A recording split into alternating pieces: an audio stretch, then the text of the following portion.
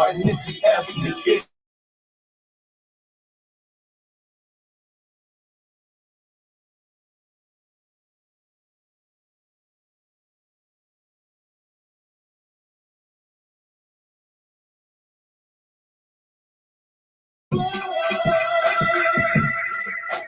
There goes the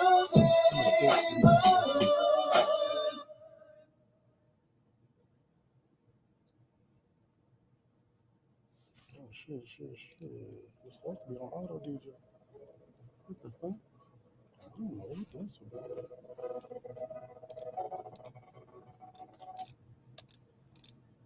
I don't know what that's about.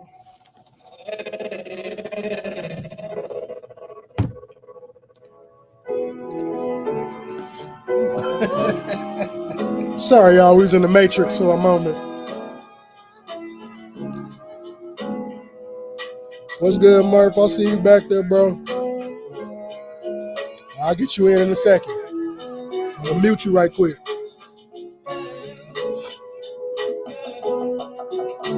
Baby, I still got a thing for you. Still want my last name for you. I mean, there's feelings involved in. I know this love can evolve into something. And I just wanna hold you tight. I love feeling your body on your mind. Oh. But first I gotta ask, can we get back, baby? Can we get back? Get back. Oh, baby, can we get back? Get back. Say, baby, can we get back? Get back. Oh, baby, can we get back? Get back. Look what we've been through. If it's not me and it's not you, tell me what we gon' do. Baby, I love you to death, and yeah, I hope this can work. I gotta work on myself, but is you working alright? Said I just wanna breathe and take it all back, baby, give it all back. Can you take it from me? Give it all back, yeah, part of it is me, but I ain't taking the full blame. I want something right, baby, cause you know I wasn't playing the game. Forget the fame, I wanna know, baby, can we get back? Get back. Oh, baby, can we get back? Get back. Oh, baby, can we get back? Get back. Oh, baby, can we get back? I don't know what's going on. When I push this one to do. Get back. I'm exchanging the feelings.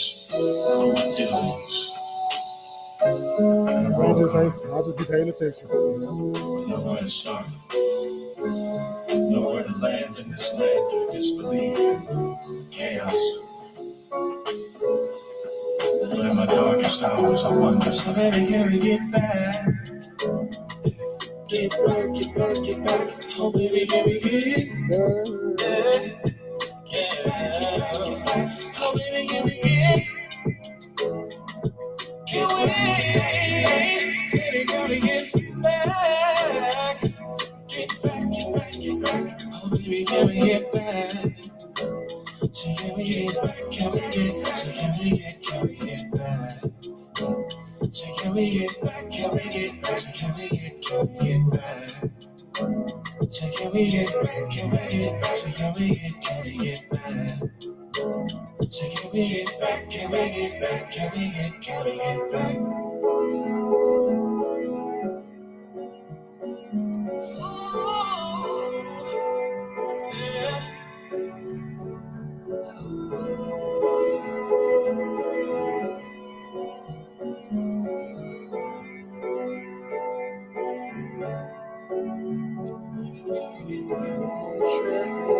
One more track, y'all. You know how we do it.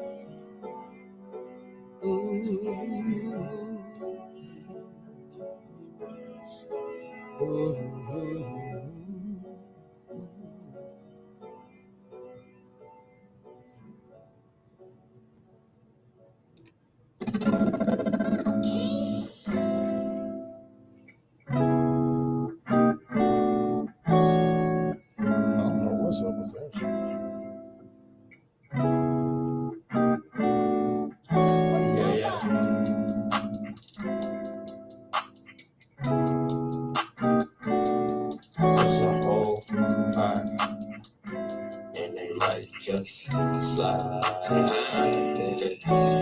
a cool motherfucker, I don't love these hoes.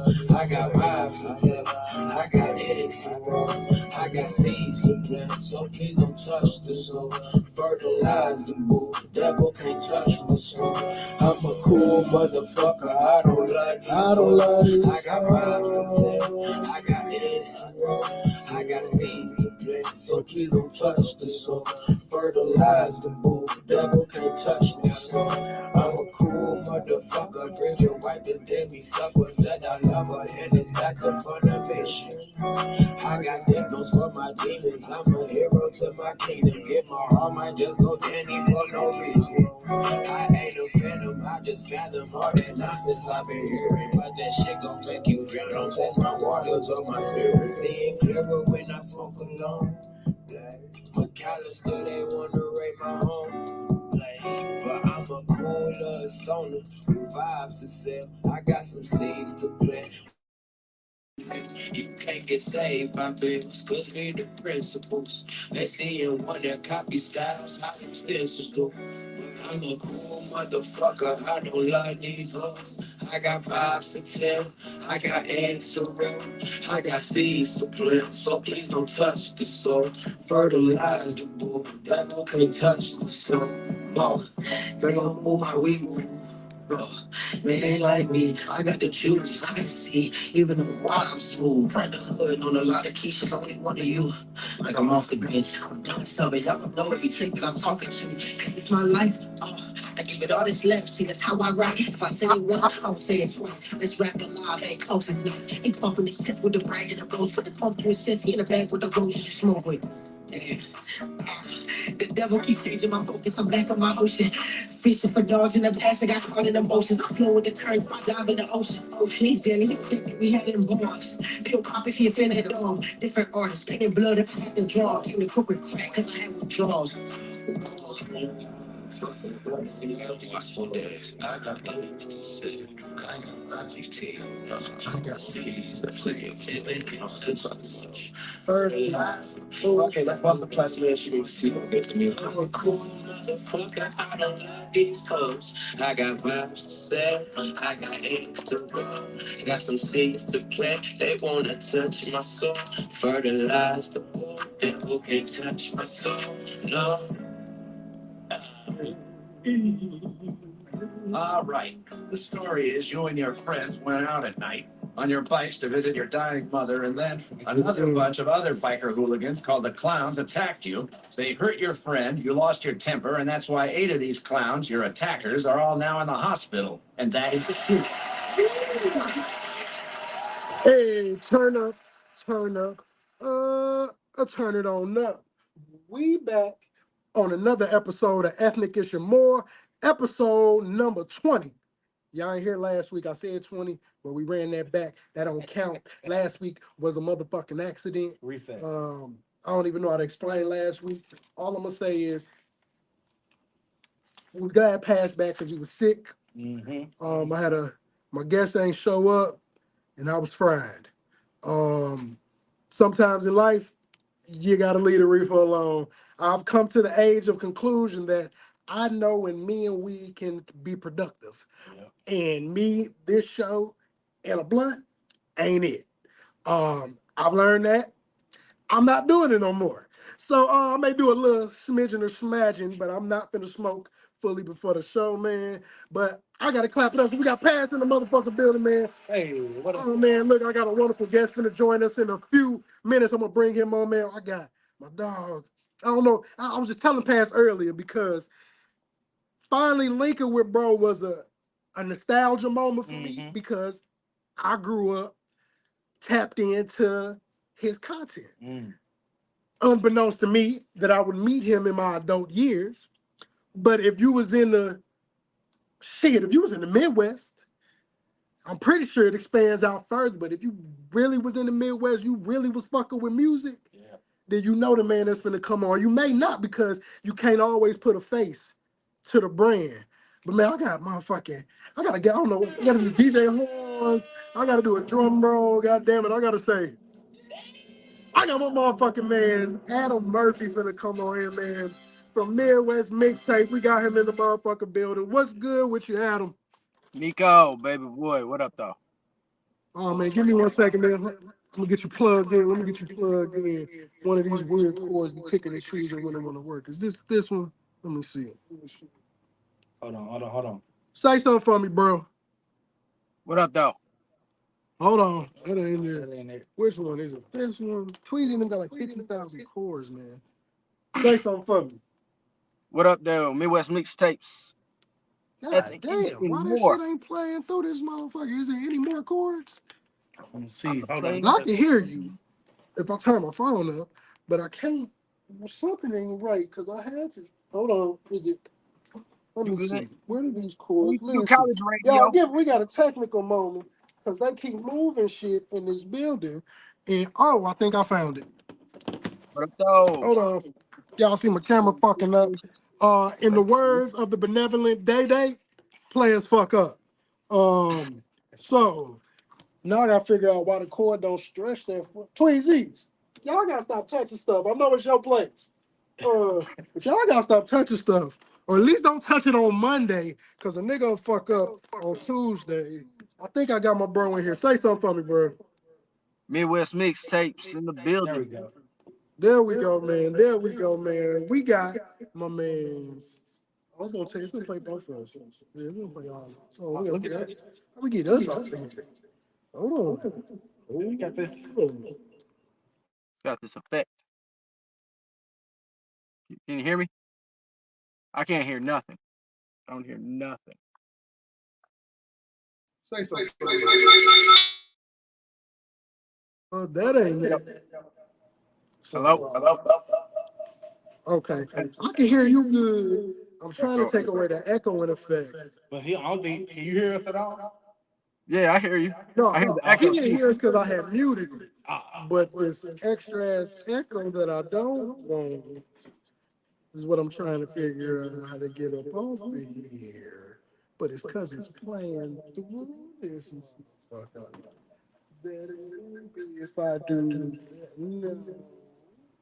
One of these gonna turn it down. This is y'all can hear me loud as fuck.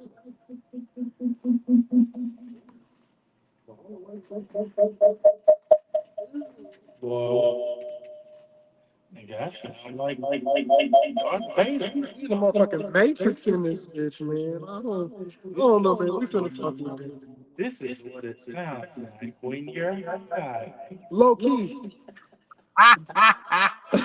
low key, he be like, have you ever watched a movie on weed?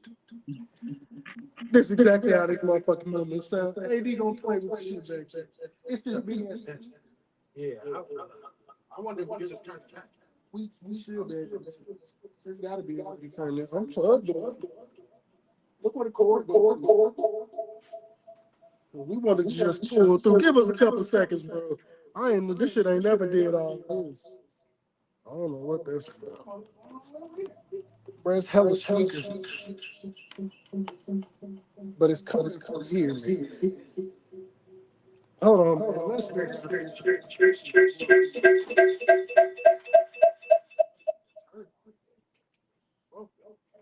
on. It's cool. It's coming through here. It's playing through this too. Wireless audio. There we go. There we go. Barely. It's not as bad. You still hear us, bro? Hello? Okay. Yeah, I Okay, can hear I you. can hear you. We can, okay, long as And I the people. I don't hear an echo either. Okay, and I see your levels moving on my computer. That's all I need. So you want No, we can leave. Yeah, that need to be on. I think possibly. But Hey, what's all old right, boy's man. name? So we got to clap it up now for my bro Adam. Motherfucking Murphy in the building, man. Y'all heard, man, we had a lot of technical difficulties going on because the speaker in the background wanted to do too much at one goddamn time, man. But I call him the man, the myth, the legend, because if you was tapped into the music scene in the Midwest, and like you can't be like half-ass tapped in, like, oh, I listen to Twister. Like, no, nigga, it ain't just that person. Like, you gotta be, I called it it was like giving us our version of that piff as a kid. Yeah, we had that piff, but we had all of our shit. Yeah. Anybody I needed to know local, anybody that really wanted to push their shit at their time was fucking with Midwest mixtapes. And I still check Mixtape. it from time to time. Like he been doing it big. Like the mixtape circuit was crazy, bro. Had everything. Shit, he's still going strong. Like like it was day one, man. I still see the post, man. It's elevated since then. We're gonna get into that, bro. But I mean, how's everything been with you? Man, life's been a trip for real. It's been a rough person on a personal side since like last July. I've had so many people that are like close to me pass away. So Mm. it's been Mm, it's been rough. bro, listen, I don't know, and I can like attest to that for the fact that it's just like we at that age now that Yeah. people just start leaving, bro. You don't realize until you get older, but it's just like, damn, I get on Facebook and I see a different high school friend, somebody I knew from around the way, whether I know Yeah. the cause or not, whether it's because somebody else took their life. It's just like life is the term life is short didn't hit till I got older. Mhm. Like you really got to live it the fuck up, Yeah. like Yeah. to the Yeah. fucking T, man. But But man, I hey, wanna. this music's my therapy. So you know. Hey, that's a word right I there. mean, that's a bar. Yeah, that's a bar. Because music, bro, it's a lot of shit where people can. Everybody got a song that can remind them of a time period Mhm. where it was just like, bro, if that song wasn't around during that time, I don't know where my mind would have been. Ah Like, man. There's like, records I can't play. Like I can't play Bone Thugs Crossroads. Yeah, Like my sister died. I was 16 when my sister died. She was only 23. So you know I've been dealing with this type of shit for years. So yeah, yeah, I got to you yeah, know I got a typical St. Louis story. yeah. You know like for yeah, real. man. Hey, so what's that song for you, man? Like, what's that song that you can't hear? I don't know if I gotta. Oh, bro, you know, what song make me cry. I don't never know the name of it, Mm. but the song they sang for Blue on the Temptations. I, they say that you know what? I really can't I listen don't to know that if song. it's Smokey It's singing Smokey. it. It's Smokey Robinson singing. I really gonna miss you. Yeah, bro, And this shit hit deep. the messed up thing was like, it was that song was an inside joke, in around my friends for years. Because we were like, man, Blue and them short ribs, man. But then my grandmother died, and my auntie played that at the funeral, so I can't listen to that no more either. Yeah, it's that connection, bro. It's certain songs I hear in church that you be like when I go to people's churches Yeah, when I do be there, and I just be like, bro, why do y'all sing these at the funerals? Like, and I'm gonna connect them together yeah. at times that I don't want to be connecting these together. So I got two songs that I can't hear at all. I can't hear them. Uh, uh, He Shall Wear a Crown is the church song. That's like my family. Every person in my family that died, they play that song, and I'll be like, soon as the music starts, I'll be like, yep, here come the tears, because it could be somebody I barely know, like the great uncle that I ain't seen in 40 years, Mm-hmm. but it made me start thinking about my granny or somebody like that. And the other one is a song called uh, Donny Hathaway, A Song for You. I Yes. cannot I cannot listen to that song without crying, bro. Like, and then the fact that Will sing it at the Past Masters banquet every year, and I'll be like, all right, y'all. You start feeling that bottom lip get to shaking Yeah, yeah. like a hungry pit. Yeah, bro, that shit. Man. Life's deep, bro. Hey, but to lighten up the mood a bit though, Yeah. uh, just people need to check on your mental health. Don't hesitate to take a day for yourself. Hey, I don't know if I can say that better. And I tell that to a lot of people No, who bro. hate missing work, all of that shit. I'm like, bro, if you was to die tomorrow, your position would be posted by the next morning. I Take that literally day. tell my students that. My students told me that it was like subs be so happy for you. Like they should buy you a Christmas gift. And I was like, why? It's like, because you take off a lot of days going to football games. And I was like, you know what? You're right. Because I realized like this.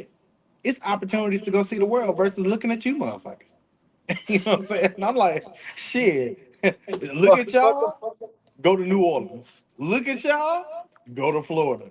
Look at y'all, go to Texas. God damn it, I'm everywhere. Because I ain't trying to look at y'all. Yeah, for I wonder real. if I Everybody use take this one. definitely always take a mental check health for yourself. Yeah. Because I can barely hear. Hold on, bro. Give me 1 second, bro. I'm finna try something right quick. I'm finna mute you right quick, and I'm finna try something.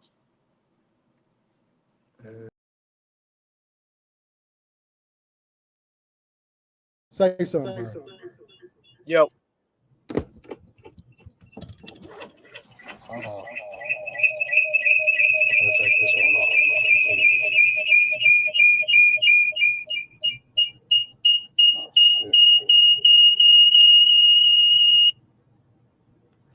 All right, now say something for me. Ethnic ish and more. There we go. There we go. We found the issue. All right. Oh, you can turn that shit back up now. All right, go ahead. Yeah, it's this one right here. That's all I was fucking with. All right, we found the goddamn issue, man. I like using my phone because the camera is better. But when I'm going through the computer, what it's doing is picking him up as if no, it's picking all of us up as if we're the people coming through the computer versus just picking up the one person that's coming through the computer for the audio that we need. Sometimes. This is why I like engineers. And this is why I appreciate engineers for the work that they fucking do.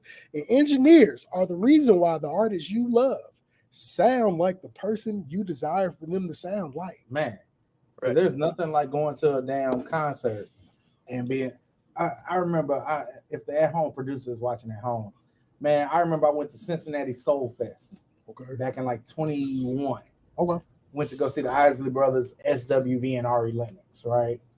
Classics. I mean, it was, first of all, it was Ari Lennox. That was worth the drive right there because I love Ari Lennox. She got me through the pandemic. We almost had nothing. Let me. I ain't gonna put our business out there like that. But let me just say this: went out there. Ari Lennox sound was great, but whoever the fuck was working for SWV, that motherfucker should be fired immediately. Nigga was up there sleep. They sound was jacked up the entire set. Bro. Hey, bro, and I know you could attest to it because you've been in the music, like fucking with the music industry for years. Producers, engineers do not get the fucking credit and love that they deserve because your favorite artist would not be your favorite artist. That's why they have a favorite engineer or a favorite producer because that nigga make him sound the best he's ever sound. Yep. I got artists that, I deal with like that out of town and shit.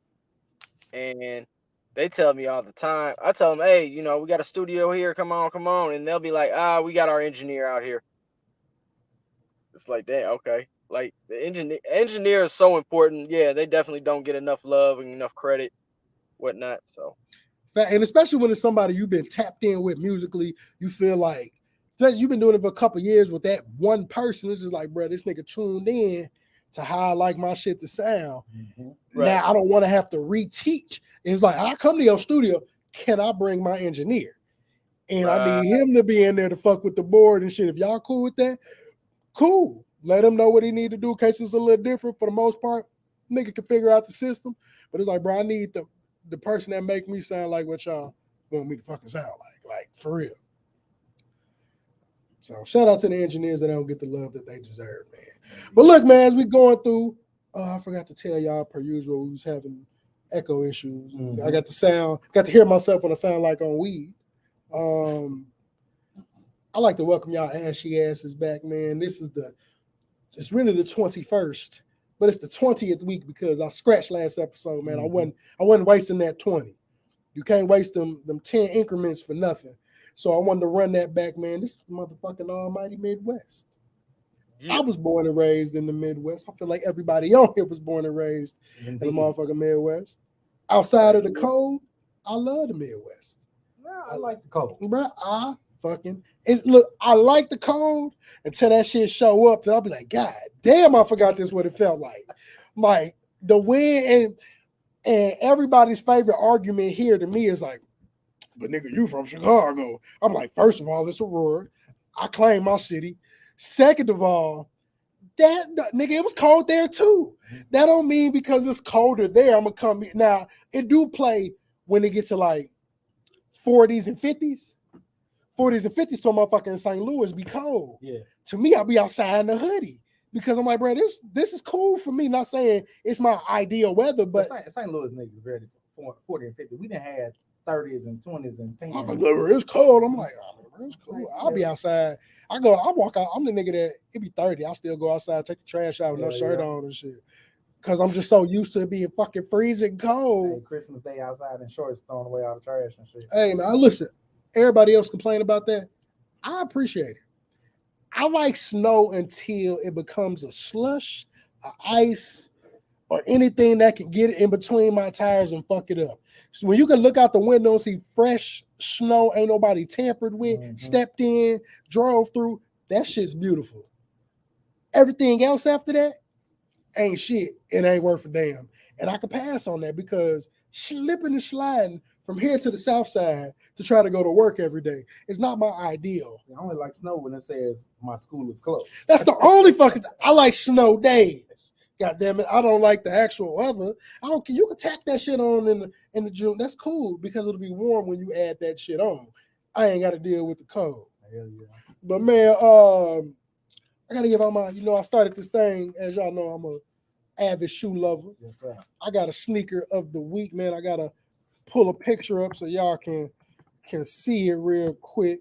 A shoe I actually tried to hit on this week. It really didn't work out in my favor.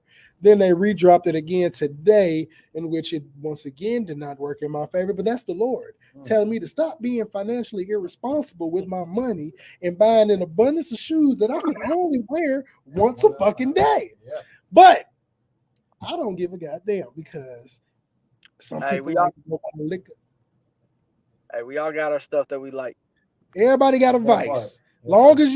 Long as I'm not spending my rent money and all of that shit. I'll be like, once my bill's paid, I put a little bit to the side. It ain't tricking if you got it. I'm gonna buy me some when I get sad, a shoe. When I get happy, some shoes. Sean graduate college, I'm buying me some shoes because I motherfucker walked all the steps for that nigga to get there. Hell yeah. You get to high school, I buy shoes for every monumental moment in my life or somebody else's. Except for this, well, I'm gonna try to buy something this weekend. It's gonna be my boo birthday. Hey. I bought all her gifts already. She can leave me alone. Hey, you know what, man? Shout out to buying the boo's gifts. Hell no. You know, shout I'm that gonna shit tell you out. because I'm you know tired of it. That shit's expensive. I really have a problem, and I know the men out there feel me, man. We take the time to actually, think about gifts our women will like. You know what I'm saying? Because ain't no worse feeling than her opening the gift and she looking at you like, what the fuck is this? Right?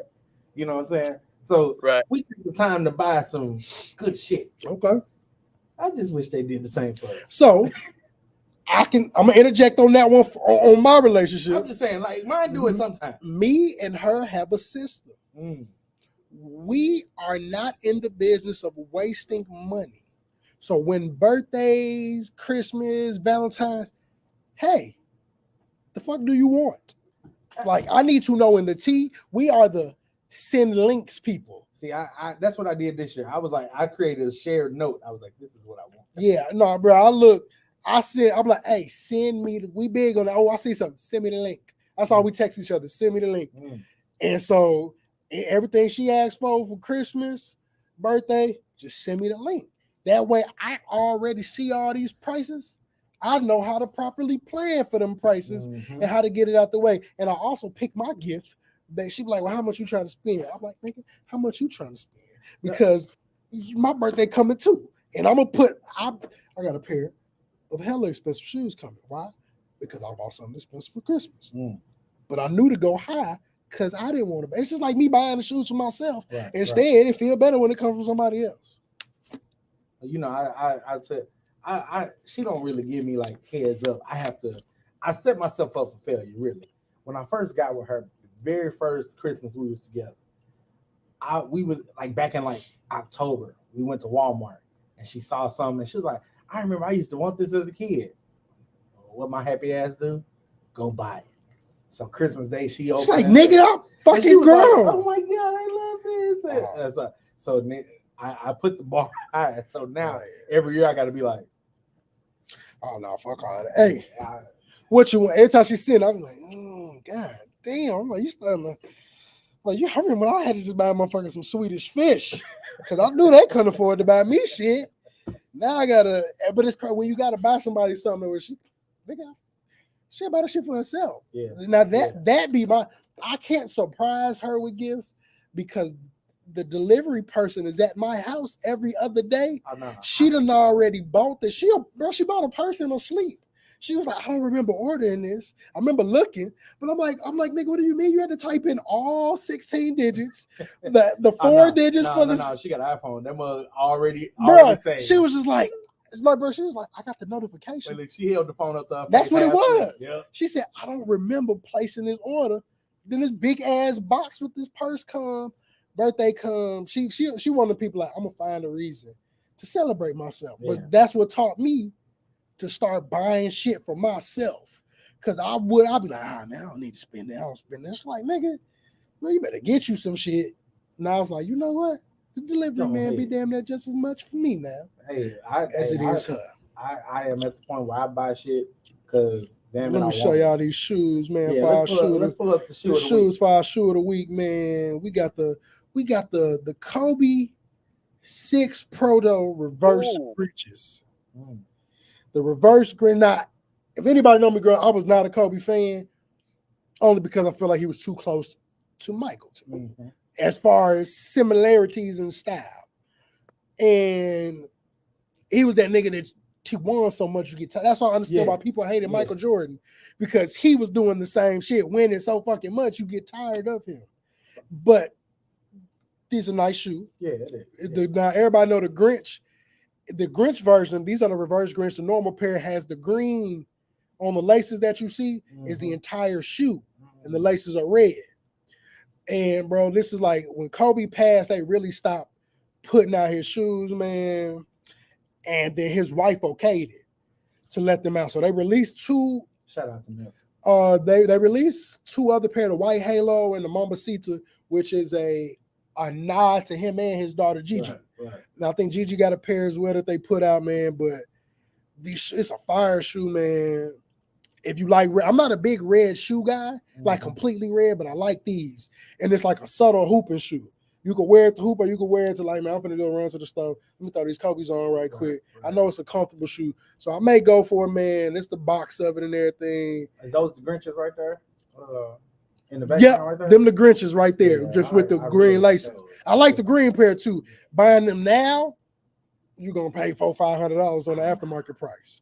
But you know, when these do drop, then these actually come out December 15th. They had a shock drop. Was it December? Nah, it was November something. Sometime last week, they had a shock drop. I went for it, missed. I'm in a shoe. Matter of fact, me, Marcel, Keita, Roderick, Keno, Dave. We got like a Vern. Got like a little shoe group me. Okay. There's a Masonic shoe group and shit. So we always sharing shoe knowledge and all that type of shit. All of us went for the same shoe. Marcel was the only motherfucker that hit. Even though Marcel don't never hit on there for like the shoes he be wanting, like the big time shoes, because this is a shoe, it's hard to get. Yeah. But the first release of the Kobe's, man, they only put out like, one shoe had like 7,000 pairs. One was like, when it's that limited, niggas with them computer bot systems usually win and upcharge them. These, they're going to release worldwide. They'll have about 500K pairs to come out. Nike alone is going to do 300K. I'm feeling like that includes the 66K they did today and the 44K they did on the shock drop.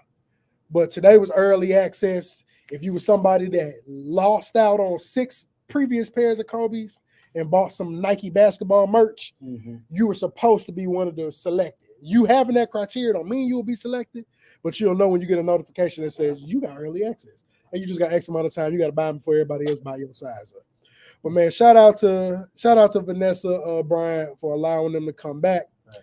Shout out to RIP to Kobe Bean Bryant, man. Amazing player. No matter how much you disliked him, you couldn't deny the game.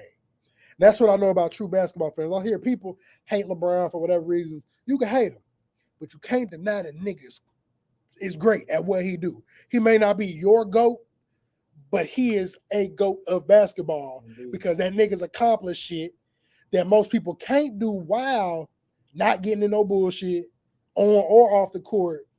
And some bullshit.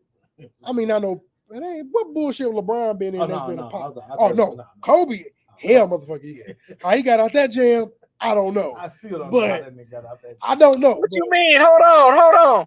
Kobe, Colorado, it don't make sense to you? Deion's out there in Colorado now. What do you mean? No. I understand how the jam happened. Oh yeah, I I understand how the jam happened. I don't understand how he got out that motherfucker. Like, usually it's either she ain't got shit to prove. All I know is they got that shit to go away. Like, you heard about it getting rid of, but it's just like, nah, they got that shit going. When I heard it come up, I'm like, not the nigga that was fucking with Moesha. He may have did it. I believe he did it. He's Kobe fucking Bryant. Yes. Groupies is throwing that shit. Yeah. They throwing that shit. These motherfuckers just got to be smart when catching that shit. It's just like, bro, you can't fuck everything. You got to use some discernment in them situations. No. Sometimes you got to. I seen the video where that nigga LeBron had these chicks after him. That nigga moved so fast, he went fast as hell down an up elevator. Them hoes was confused as hell when they got to the elevator. That nigga grabbed that motherfucker and walked down fast. And they was like, I was like, LeBron knew y'all ain't finna get me caught up. Right. And even if he would have talked to him, a picture, anything could have been skewed by an angle, could have looked like, oh, LeBron was out here talking. Hell, it's been secret rumors that motherfucking Beyonce. Like, she was at hella games with Jay-Z, but I'm like, nah, he cool with Jay-Z. Even if you did, that ain't my business. If you did, Brian, fist bump, nigga, because I mean, you did. I mean, it was a lick back move. Like, I know you mess with her. Let me fuck with Brian. Like, that's my nigga. Like, nah, that's what I want. But I wouldn't put it past nobody. I don't believe that shit happened just because that nigga look like he's scared of Savannah. I'd be scared of Savannah. Savannah look like she got a mean hook. Hey, she fine too. She's a gorgeous like woman. she's one of the few like black women basketball wives. You just be like, yeah. I see, bro. I see all them kids. I'm like, I get it. I get it, my boy. Then it helps when your DNA strong enough that your kids are great at basketball too. Yeah. So, and Bronny just got cleared to play. I don't know, bro. She don't look short. I mean, that nigga 6'8". She look a good 5'10". Because I'm like, because all the kids at least 5'11", 6 feet. So I mean, the little girl will not tall. She gonna be it's only 3 kids. The youngest boy, Bryce 6'6", Bronny 6'3", maybe. Damn, Wayne, mama. I love my daddy, but shit. Yeah, I used to tell her all the time as a kid. That's how you make me mad. She only 5'7". Let them do the angles because they must shoot from up. Yeah, because she don't look that short. Put on heels. Put the heels on. You know what? You're right. I rarely see her outside of. Usually when you see it, but she would do like how I'd be famous. Say if I wasn't with my girl or if my girl just became famous out the blue, y'all rarely gonna see me. I'm gonna pop out when I need to. I don't need to be seen. Nigga, I got the bread. I've been with this nigga since high school. I ain't worried. She one of them like, nigga, I ain't worried about it. If you gonna do you gonna do you. I've been with nigga. You can't prenup me. He can't prenup her because she been there when he was living in broke as hell in Akron as a fucking kid and still been around. My boy did well for himself. You rarely hear about a good high school story. Did well for himself. And that's why he's one of my favorites. Yeah, man. He's not the GOAT. He's not the GOAT at all. But he's a GOAT. He's a GOAT. Yeah. He's a GOAT. Oh, yeah. If I could look at basketball Mount Rushmore, he'll be on there. Oh, yeah. 100%. Him, Jordan, 2 guaranteed people. After that is your preference to me. Oh, I think that's a great question for later. I think that's a great question. We're going to toss that in later. Yeah, we're going to toss that in later. So, Paz, let me get that Black History fact, man. Hey, man, Black History fact for the week. First of all, yesterday, shout out to the men of Alpha Phi Alpha Fraternity Incorporated. Shout out to the Alpha. Happy Founders Day, 117th Founders Day to the men of Alpha Phi Alpha Fraternity Incorporated. For those of you all that don't know, December 4th, 1906, at Cornell University in Ithaca, New York, 7 men created the first Black collegiate fraternity. That And collegiate in there. yeah, you got to put the collegiate because they weren't the first black Greek that. fraternity. They're the first black collegiate Greek fraternity. And then also to all my Masonic brothers, yesterday, December 4th, 1807, is the day that our most honorable Prince Hall passed away. So we honor that day as the day he transitioned from labor to reward.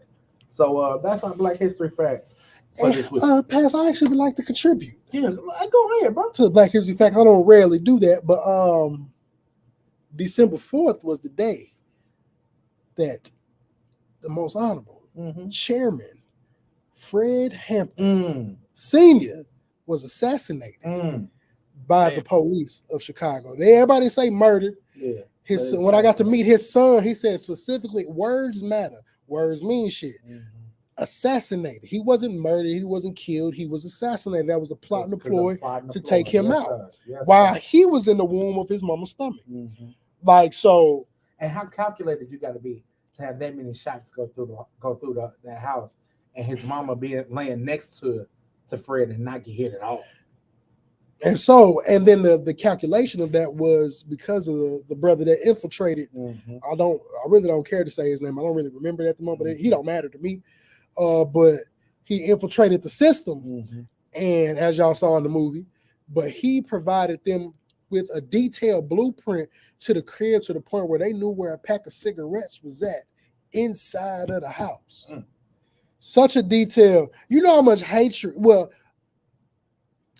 it was a mix of hatred, and it wasn't even hatred for the Black Panthers, hatred of self, as well as being a pussy, because he did this to get out of going to jail. And the crazy thing about it is that if he would have just looked at the foundation of the Black Panther Party for self-defense, he would have seen Bobby went to jail for a while, Huey went to jail for a while, Eldridge went to jail for a while, Angela went to jail for a while. So like niggas did that, but they was doing time for a cause. He was finna do time for some whack ass shit. And instead of take the time, they use you as a fucking pawn to go into infiltrate some shit, and them thinking, well, this is a brother that wants to be a. I'm not thinking this brother's selling me out to the man, and that shit happened, bro. And get me personally, it was a goal of mine to meet his son, and like he don't refer to him as like my father. He referred to him as Chairman Fred Hampton Sr. Like that's how you talk about him, and it was dope. I got to shout out to Mike Brown Sr. I was tasked with filming the. I can't think of the exact. It's a black ball gala for teachers and like educators and all that shit. And I got picked. Shout out to Melanie that helped because she's on their foundation. I got to film it and create a recap video of it. And he was the guest speaker. And so I was like, bro, I'm trying to film him, but I'm so in tune to what dude's saying. Like, bro, the way the Black Panther, like they move so militant is dope. Because it was he got 2 or 3 little bodyguards that be with him, they Panthers as well. He go on stage, they on stage. Wherever he go, they're going. Well, you know, if you think about the history of our leaders, that even being on the stage is not safe. It's not because motherfucker, that's low key. That's how they got Malcolm. It's a target. And if you look at the Honorable Louis Farrakhan, the minister, when he's on stage, you should see how many brothers are actually on stage with him. My cousin's been one. Shout out my cousin Joshua Muhammad now. Hey, went through a phase. He was Josh X for a little bit, but grew up Josh Jones. But he in the Nation of Islam. We was back at the crib. He was with FOI, Fruit of Islam. And it's plenty of times, bro. I forgot pictures. He's done sermons at the Mosque Miriam. I've actually been there for his wedding when he got married. That's crazy. Have you noticed that the shout out to the FOI that their one of their videos is like going viral on TikTok. It's a sound. People are like, oh, I can't be in the military, but they're taking the FOI cadence call, and like, I couldn't do the military because of this. I'm like, that ain't even American military. That's the FOI. Bro, like, granted, I ain't too indoctrinated in no religion, but if I had to pick one, it would be that, because talking to some of them brothers just while we was at, like, going to the wedding was different for us because we niggas, like, ain't no liquor at this wedding.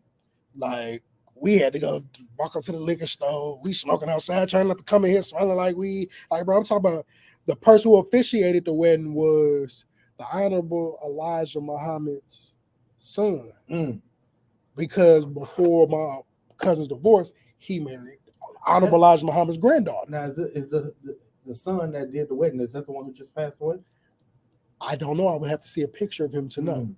But bro, going in there was like, it was crazy, bro. Like, I ain't never been somewhere where I felt not uncomfortable, but it was just like, bro, I don't want to fuck up. Like, I don't want to do nothing wrong in this motherfucker, because this is like of a hierarchy. I was like, the whole time I'm thinking, is Farrakhan finna be at this motherfucker?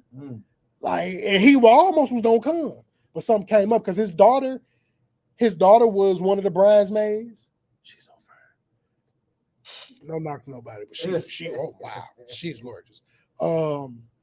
His son, I don't know if he wasn't one of the groomsmen with us, but he sang at his son could sing. His youngest son sang, I don't know if he got more than one, but sang at the wedding. And he probably maybe 3 to 5 years younger than me.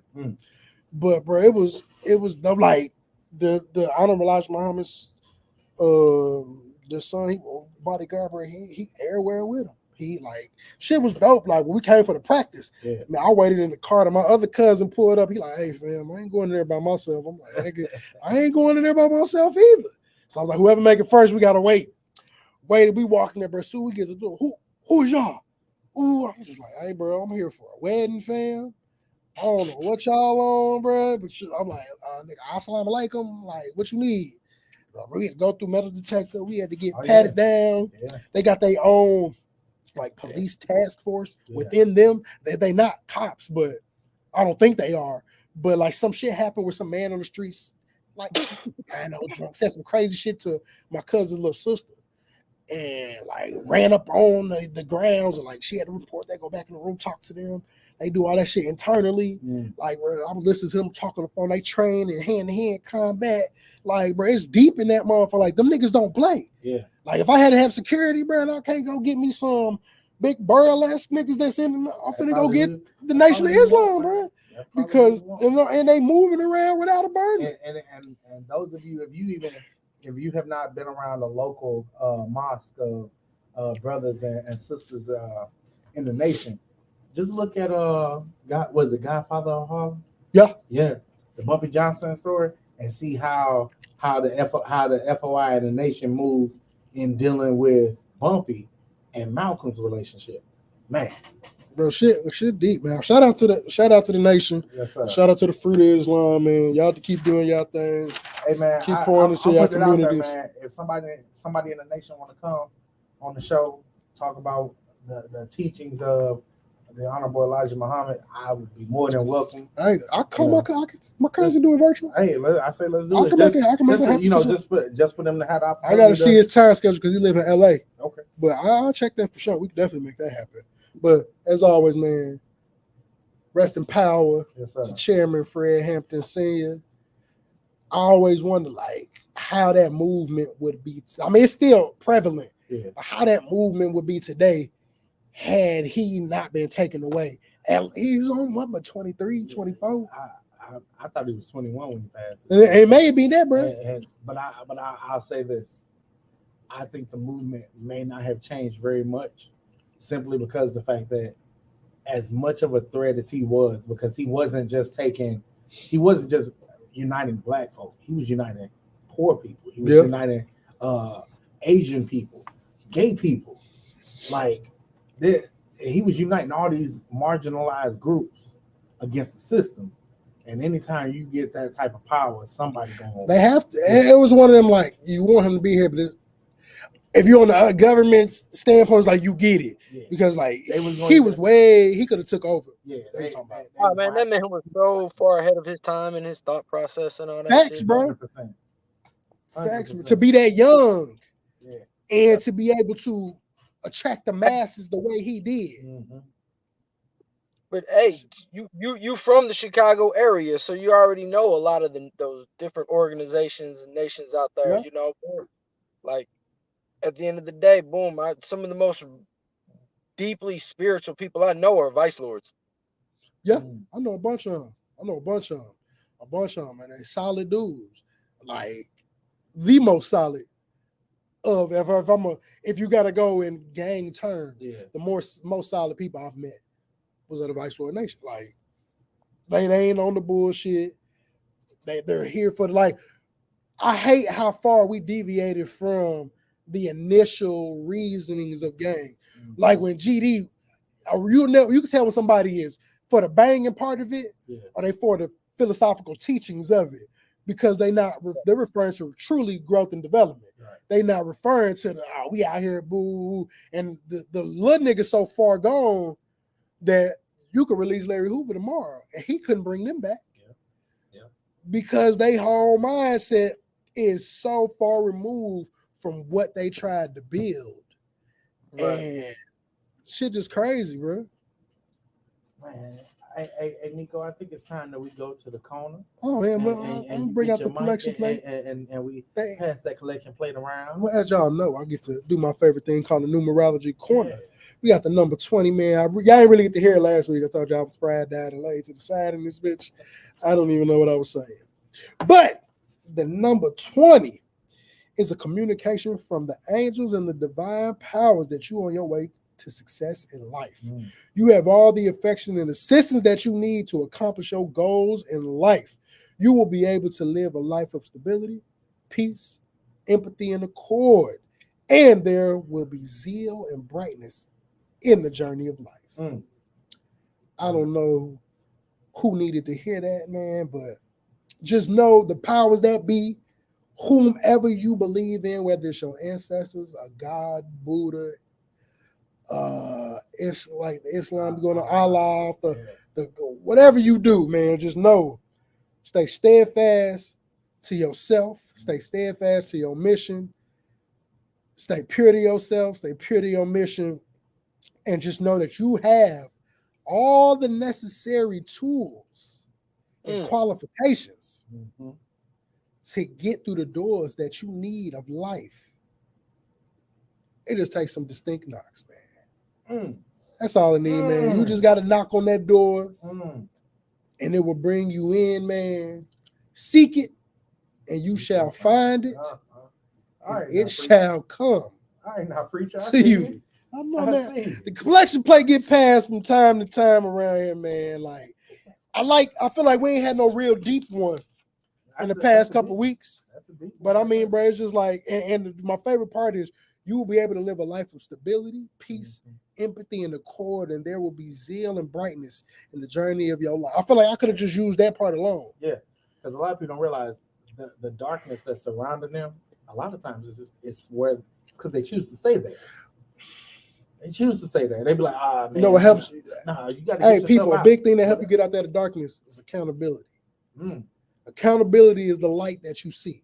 Yeah. If you can hold yourself accountable for the things that happen in your life, the things that go wrong or go right, because a lot of people don't give themselves the credit for when things go right. And I don't want to say this as a bad term. You always, especially within our community, it's always another power be that made that do. Another power gave you the discernment to put in the work. So yes, praise whatever higher power that be for you that gave you that discernment, but you also need to praise yourself because for staying steadfast to the journey, to literally staying steadfast to the journey. You gotta believe in yourself. You know, we pray so much that we feel like only one person made it happen, but you had to have some belief and faith in yourself. And it ain't. It's a chain reaction of things. Once you set that prayer out, you don't know me coming past you. You a part of that journey. Me having Adam on here today, that's a part of that journey. It's just like whatever you do, take the bumps and motherfucking bruises. Hell, I can speak to you, Adam. As a matter of fact, I'm gonna let you just talk on that because I feel like it could build off of that into what you do. You ain't as we talked a long time ago, you didn't originally create Midwest mixtape, but you got it from somebody who didn't know what the fuck to do with it. Right. And if you didn't divest yourself into this, and how long ago was that? Man, I bought the site in 2000, late 2008. I bought the site in late 2008. It was created in like 2004. That's 4 years somebody wasted with something. 4 years somebody, I ain't gonna say wasted because they got it to where it needed to be, and they would have wasted it had the baton not been passed, had they not knew when to call it quits. And the person who needed it, sometimes you don't, I be explaining that to kids, man, or just adults, period. You don't always have to be the first to do something. It's all about what you do with it when you got it. Like, you hear niggas like, you'll get a woman, I mean, that's cool, nigga. You could have been the first nigga to hit it. Yeah. I'm doing it the way it's supposed to be done. That's why I'm still with it. Exactly. It's just like, like, it don't matter if who is the first of doing something. That's cool for the nostalgic purpose. That's cool for the history books to say I was the first. Soulja Boy loves to tell everybody he's the first. It ain't too many he could tell people he was the greatest of doing it. Yeah. Outside of getting people to watch YouTube and all that shit, I stand 10 toes on that. Soulja Boy was the first nigga we was watching on YouTube. Soulja Boy was the first content creator that we knew of for real in the social media age that was making shit that made niggas do that shit. I didn't even know how to do that shit back then, but I knew how to get on that motherfucker and find his shit. Yeah. Like, I thoroughly watched that. Soulja Boy had me wearing big ass t-shirts with Superman, that whole spray painted on there. I had glasses with my name written across of it. I am one of the few people that can tell you I went to a Super Sweet 16 party with to Gerald Levert's niece. She grew up in my city, close to me. Her Super Sweet 16 was like how they was doing it on the show. She had Soulja Boy and A-Rab come to that motherfucker. This is before he got cranked that Soulja Boy on the radio. I've been following the movement, like when you had to get all his shit off LimeWire. You ain't know if it was gonna be Crank That Soulja Boy or if it was gonna be some freaky noises or somebody else's song. Like, you didn't. It took 3 days to get the shit. Like, bro, I was on stage with Soulja Boy doing the shootout dance with shoot. Let me get him shoot. Like, I brag to Bree about that shit all the time because we fucks with him. Yeah. And then she got to do it when he came here. She bought the tickets, took Brian and Pat. They got to take a picture with Soulja Boy. He grabbed the phone, sang into it. Like that type of shit is when it's cool to be the first. Yeah. But just explain, bro, just like your journey into, like, once you got it to now. Just kind of go over there like briefly, because we're gonna get into it deeper for real.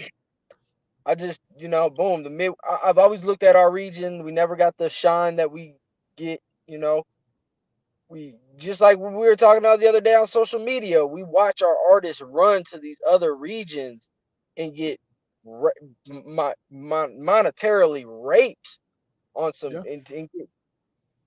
They pay the high. Excuse me. They pay the highest tax to get the lowest fucking value. It's horrible. And I wanted someplace for us to have some, like us. And I mean, us is the Midwest. I'm talking Kansas City to Cleveland, Youngstown, Ohio, up to Flint, down to, boom, even, I got Kentucky in there too, because I consider that part of the mid region. So it's, we've never had nothing of our own. And I always thought we deserved to have our shit. Yeah. Yeah. And, boom. Our artists really do get opportunities. And just to make it pop, I had to travel. Yeah. And still do it. And that's something we're gonna tap into, because people don't understand the power. And I want to say it as positive, because you got positive and negative in this sense, but the power of positive networking. Yeah. Like, you have to, and I struggle with that, because I'll tell people I'm the most sociably antisocial motherfucker you're gonna meet. I have the ability to be in them rooms, to talk the talk, to walk the walk, to mingle the way I want to. I fucking loathe doing it. I hate leaving my house outside of work, this show, and shooting videos. I'd rather be at the crib. It's safer. Like, hey, just even this, normally, I would be in studio with you. I just had a daughter back in September. I told my gal, hey, I told my gal flat out, the only thing I'm gonna do music wise, leave the house is new music Thursdays. That's only once a month until next year sometime. So I feel it. Yeah, we sure talked about, and sometimes we gotta do grown man decisions. And it ain't nothing wrong with like you could take a step back while still being right there. Mm-hmm. You don't always have to be present, but you have to have them times where you are present. You've shown your face enough to where you can still move the way you move within Midwest Mixtapes, but you don't have to be at all these events across all these states, and you can take that time to pour into your family.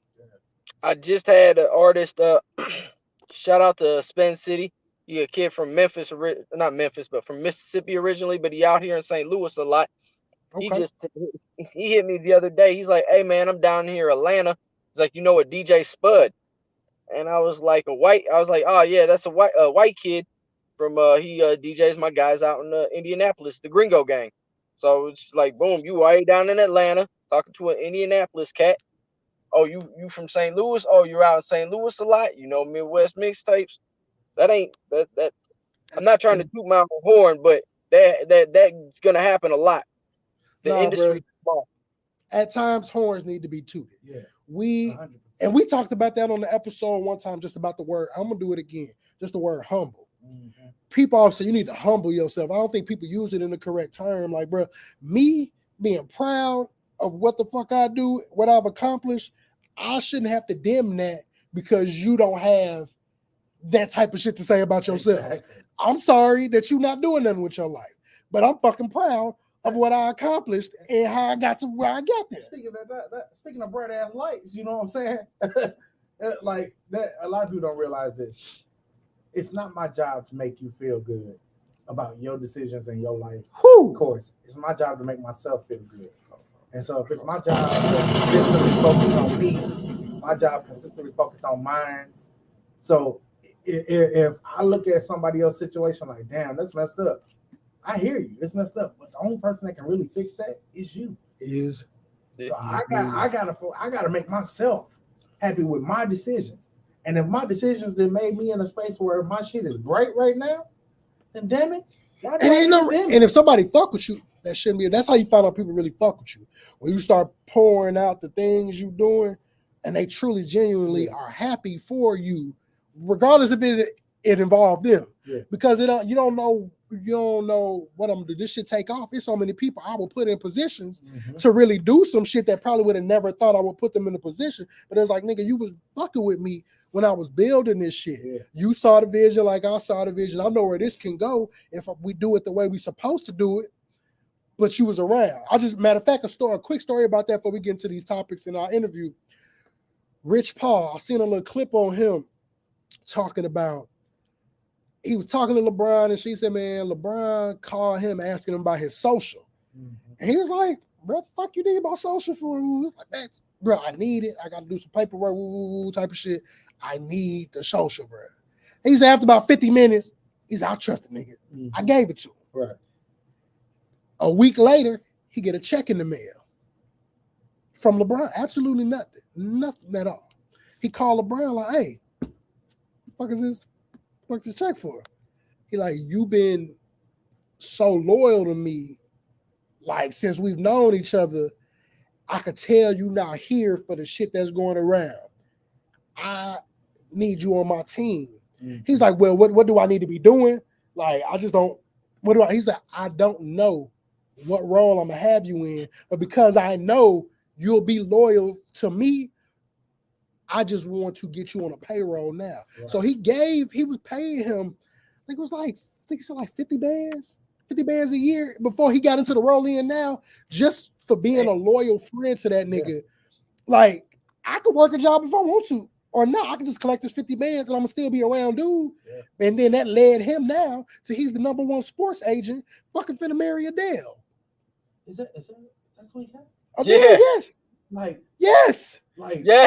From Akron, Ohio to Adele. And I'm like, I ain't the one of two white girls, but it's fucking Adele. Like, nigga, he be having Adele, like, bro, courtside, she be out here kicking it with the homie. He had her on the block in Akron.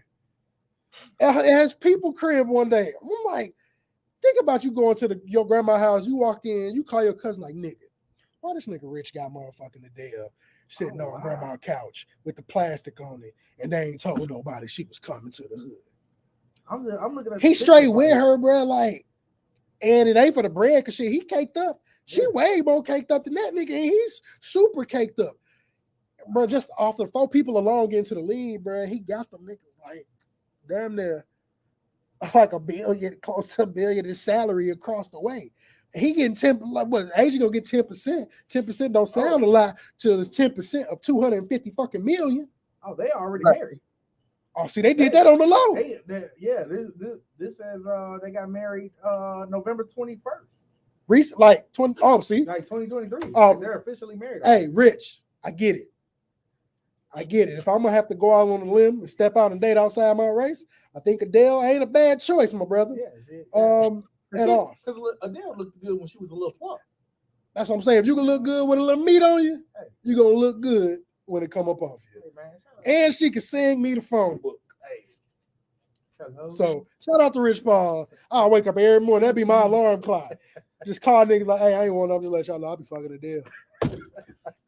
What you on? Shit, nothing, bro. I just let y'all niggas know I'll be fucking with Adele. Like, I'll be calling niggas. They be like, I just be texting niggas. Guess what? What? Adele. Like, I'm just letting niggas know.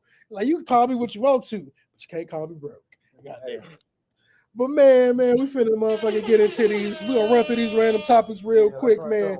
This one, man, I feel like deserves some hand claps, DJ bomb, drum roll, funk flex bombs, all type. Every fucking button on here I would push except the crickets, because that makes completely no fucking sense right now.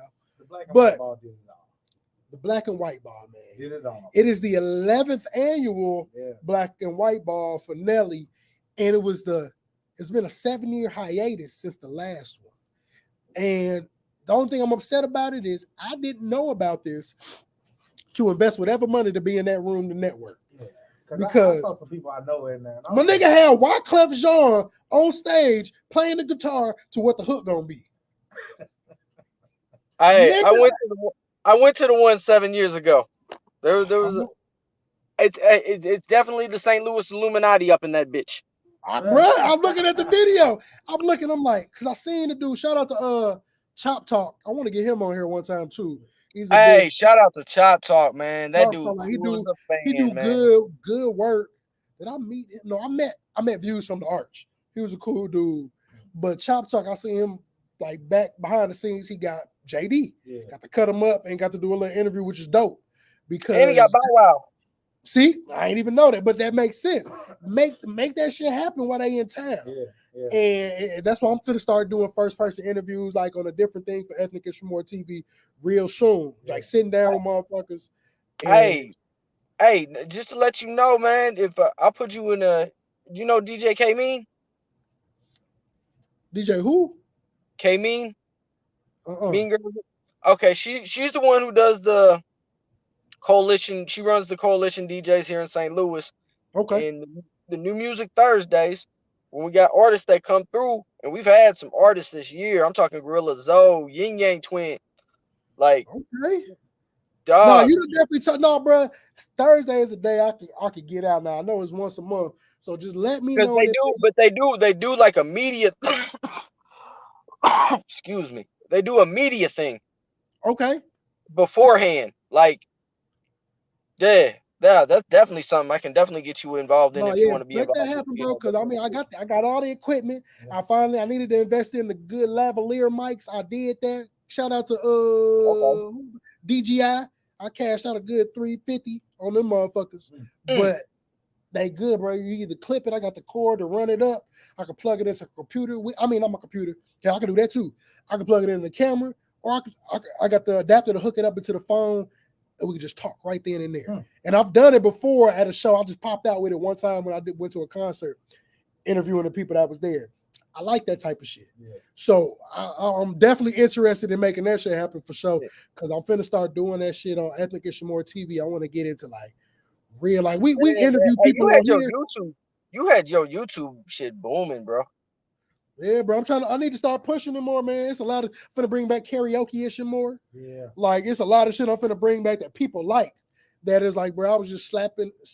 I really stopped doing karaoke and some more because some damn sensor on my Sentra, every time I would hit a bump, it would make this constant beep, and you could just hear that shit in the background.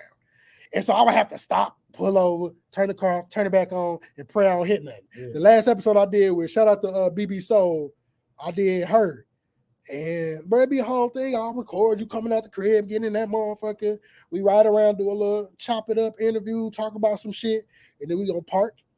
You pick a song. I got one phone displaying the words of the shit, one phone recording, and I got some microphones, and we gonna motherfucking jam. So I'm gonna start doing that shit, man. But back to the Black and White Ball, man. Shout out to it wasn't the full staff, but shout out to the Lunatics, man. Yeah, man. Shout out to the motherfucking Lunatics, man. It's been a minute since you've seen them perform, in a sense. Of course, there was one nigga missing. His version of the David Ruffin of the group. Ali wasn't there. Ali wasn't there? I thought I saw a picture of that nigga there. Nah. Yeah. Hey, Ali's was my business partner. We still friends. I actually talked to him about everything. And I'm just gonna leave it at this. It ain't none of my business. It ain't nobody else's business. Oh yeah. I just feel like, and I told him this. I told them flat out, they should have kept that shit behind closed doors. They are at the top of the food chain in this city when it comes to that shit. And we should have never knew that shit. Yeah, other than that, boom. I'm full blown Team Ali, so I'm not gonna get into any argument with anybody. I saw a couple artists yesterday cracking their little jokes. Just know, if I see you, I'm gonna question you about it. Like, keep. Hey. That ain't nobody else's business. Yeah, that's a business thing. I don't have and see, and that's why I saw a lot of dialect about this shit. And I'm just like, bro, of course. I mean, it wasn't even outside of talking about the rest of them on stage. It wasn't no point to really bring him up. We've seen it play out on Vlad and the interview through My City, My Music with that. Like, bro, we know there's an issue between y'all two. That shit ain't gonna never get solved until them grown ass niggas sit down together and be like, hey, okay, I did do this shit. Yeah. I fucked up. My bad. I feel like deep down, this is something. It's really it's two people got to get over themselves and get past their pride and just sit in the room. I'm like, y'all niggas, if y'all need to box, like do whatever you got to do to feel. I feel like it's a situation that can be mended. Or Ali part don't look like it can be. Nelly look like he don't give a damn if it can be or not. But at first, when I used to hear about it, I thought it was all of them had an issue with Nelly. Right. It took for me to watch Vlad interview with Murphy Lee to realize, he's like, I mean, bro, I just want everybody to get back together. Yeah. Because you got to realize when Lunatics was popping, he was a kid. Yeah. It was 16, 17 years old. Like, these grown-ass motherfuckers, I'm a kid, so when shit fall out, I'm just getting to the grown motherfucker stage. And now shit going left, and it's just like, damn, the kid can't bring this shit back together. I can't make two OGs want to hash that shit out. Right. And it's going to feel like, man, it's going to be another 5-6 years. I think they're going to finally do it. I think eventually it's just going to be like, bro, is it worth the beef? I'm like, y'all could get so much money at your older age if y'all fix it. But I think because Nelly ain't worried about the bread, it's not something. Like, how many times you see people selling their catalog off, getting the amount of money he got. He gave up 50%, still owned 50% of it, and still made 50 mil off that shit. On top of the money he still, I'm sure he pulling in from these albums. That's been, you got 2 diamond albums. Like, you already one of, is it 20 people? I just seen it's only maybe between 10 to 20 people that have a diamond album worldwide. You're on there twice. Like, and that's fucking crazy when you think about it. It's only some only people I could think of is motherfucking Outkast, Eminem, I'm sure the Beatles, Michael Jackson. Other than that, I would have to Google that shit. Who got the other set of albums? But man, I just thought it was dope to see that shit. I said 50 Cent on that list.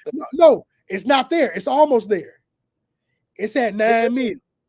It's at 9 million. Because somebody had an argument. I said 50 Cent one time, and then somebody showed me. He's like, bro, no, he ain't there. I'm like, but it should be. Like, somebody go buy the rest of them. Like, 50 need to go just buy the rest of them. Or just stream the shit crazy. Just put it. 50 need to go to all the devices in his house, turn the volume down, stream Get Rich or Die Trying, and just let that shit run for like 2-3 months. Speaking of streaming the albums before I move forward and go back, the amount, I see people clowning Rick Ross and Meek Mill for them only putting out 31,000 units for their album. Now, we got to remember, this is not the same time as physical sales. No. Right. 31,000 in physical sale era, I'm laughing at y'all too. That's a fucking joke for who y'all two are together on a project. Right. But in streaming area, because what made me figure out the number was Fabulous. Yeah, I saw that. Yeah, he was like, I don't really have no dog in this, no dog in this fight, but y'all clowning them for doing 31K. He said, yeah, if this was physical, I could see that. But in streaming, that 31K units is motherfucking 46,513,300 streams. It takes, bro, that's a lot of fucking streams. And the album ain't been out that long. It's a week. That's a lot of fucking streams. And you got to think about it, take 1,500 streams to give you one album sale, which is ridiculous to me because you would think me just playing this bitch from the beginning to the end should get them an album. That's like me buying it. The thing now is, remember when iTunes first came out, you actually had to buy the songs on iTunes. Yeah. Whereas now with Apple Music, shit, I can. And the crazy part is you still can buy the album. You still can buy the album on iTunes. I don't know why they do it. I guess just to support. Yeah. I do it for people I fuck with. If I fucks with you like local, I ain't doing it for like no Drake, none of them motherfuckers. Yeah. But if it's somebody around the way and I fucks with you, if any way I can support your movement, I will. Like my nigga Lutra, shout out my nigga Lutra Jig. He one of the few people that don't really market himself crazy, but has a million stream album. Is a million stream person in St. Louis. You regular dude, but he my number 2 listen to artist on my shit. When he came out with a package where he was selling them for $100, you'll get a t-shirt, you get a pre-release link to the album that he was about to drop. You'll get a vinyl of his million stream album, 8 Equals Infinity. He got 2 songs in there. One of them is called I Am. Oh, that's a joint. Yeah, that's bro. I'll tell Lucha, bro, he's cold. And I play his music all the time on here. Yeah. I told him, I'm like, bro, if I had it, I'm like, bro, you are a new age version. If a kid was to go listen to Andre 3000 as when he first came out of Outkast, that's the vibe he give me. Like with the cadence, the flow, the wordplay, and he be rapping and be talking about some shit. But everybody don't get to that point. So, but him being a smaller artist, even though he got numbers to prove he making some noise, that's type of shit I support. Like because I support him, he support me. I ain't have to pay the full amount for the package, but he hit me up like, bro, you fuck with my music. For you, I do a discount. If you want to buy this, I instantly sent him the bread because I was gonna do it for the full price. Right. Till he hit me up. I'm like, well, shit, if you're gonna bless me, I'm gonna get it right now instead of wait a week or so. But I had it in my plan, and I'm finna buy a record player just to play that out. Yeah. I think about it. I've been definitely thinking about getting a vinyl joint. Bro, hey. Now, when we talked about this, we both had to have our little moment. Man, Nelly at the Black. I hope it ain't true, because some people saying it ain't true. From the look of it, it is true. Nelly did knock up Ashanti. Nelly did exactly what Alexander Nicholas Martin would have did in the 3 to 5 month span when we rekindled this love. Yeah. Day one. And he had to do it in the first week, because I don't know how long they've been back, but it seems like a good 5 months to a year that they've been fucking with each other. Shoot the club out. If it was the 5 months, she's showing at a 4-month rate. Nelly knocked that motherfucker up in the first month. It was like, girl, I'm not. What you need to do? I ain't playing with you no more. I'm serious. But you see how the serious I am. I hate seeing all the think pieces about her being too old to have her first kid, and then how you gonna get her pregnant and you ain't even put a ring on? First of all, let's mind our broke ass business. Exactly. If we mind our broke ass business, life will go. But I don't worry about what rich people do because they don't worry about what my broke ass is doing. Facts. Like I make comments because I have to talk about it on shit like this. But Nelly, more power to you, because if Ashanti would have gave me the opportunity, in the words of the great philosopher Little John, all skeet skeet motherfucker. All skeet skeet goddamn. I would have shot that motherfucker up in the first 15 seconds. Shoot. She one of them motherfuckers. You hear the stories about a nigga say he nutted before he got up in it. Hell yeah. She that person. It's like, bro, yeah. you hear about, I'm gonna come through tonight. My whole day is like, bro, Ashanti from straight pull up tonight, bro. You and that motherfucker cleaning shit in the house you ain't even remember was there. You ain't like every nigga done did that. Every nigga done did the quick hoe clean for your little freak coming through, and then that one person you ain't think was gonna be on there. You're like, oh nigga, boy, motherfucker had me putting up curtains in my crib one time. I ain't had number sheets. I was like, I can't be like that. Boy, I went and bought all these curtain rods, put up different curtains in all the room. I'm in there buying wet wipe for the bathroom, new floor mats for the shower, because I don't know what may happen. We've all been, everybody's done it. I remember going to buy Bath and Body Works candles. And them heifers don't be worth a damn. When they bought Bath and Body Works candles. Hey, shout out to Bath and Body Works candles, because I bought them motherfuckers for me. Somebody put me on one time, and I went down a slippery fucking slope of just ordering from Bath and Body. Bro, I was at one point in time, bro, I had spent like $300-400. Like over the course, I'm ordering. They do them deals for the candle. I'm ordering. I'm finna get my little 10, 20. But them bitches smell good. Yeah. And they fucking strong, and they last. Shout out to Mahogany Teak Wood. Yeah. It smells. It's like grown nigga. Yeah.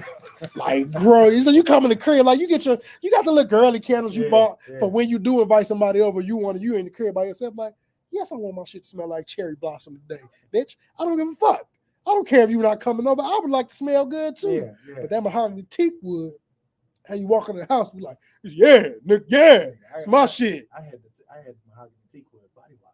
Yeah. Nigga, I had the body wash. Listen, the that. slippery slope didn't stop or start with the candles. Oh, yeah. It started with the body, but the only thing, they make you smell good, but they dry my skin out like a motherfucker. Yeah. Know what's a good one, niggas? That's a strong one. Forest. They discontinued it, but they got that like.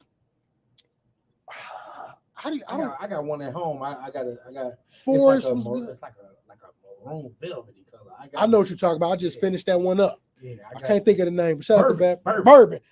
Listen. Shout out to Bourbon, y'all. You gotta learn the combos. Oh, mix bourbon with teak wood. Tell Maria she's welcome.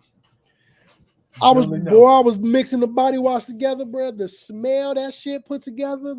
Then you come out there and layer with it. I had the cologne. The colognes ain't as strong. Yeah. I ain't like the colognes because they don't last long. Yeah.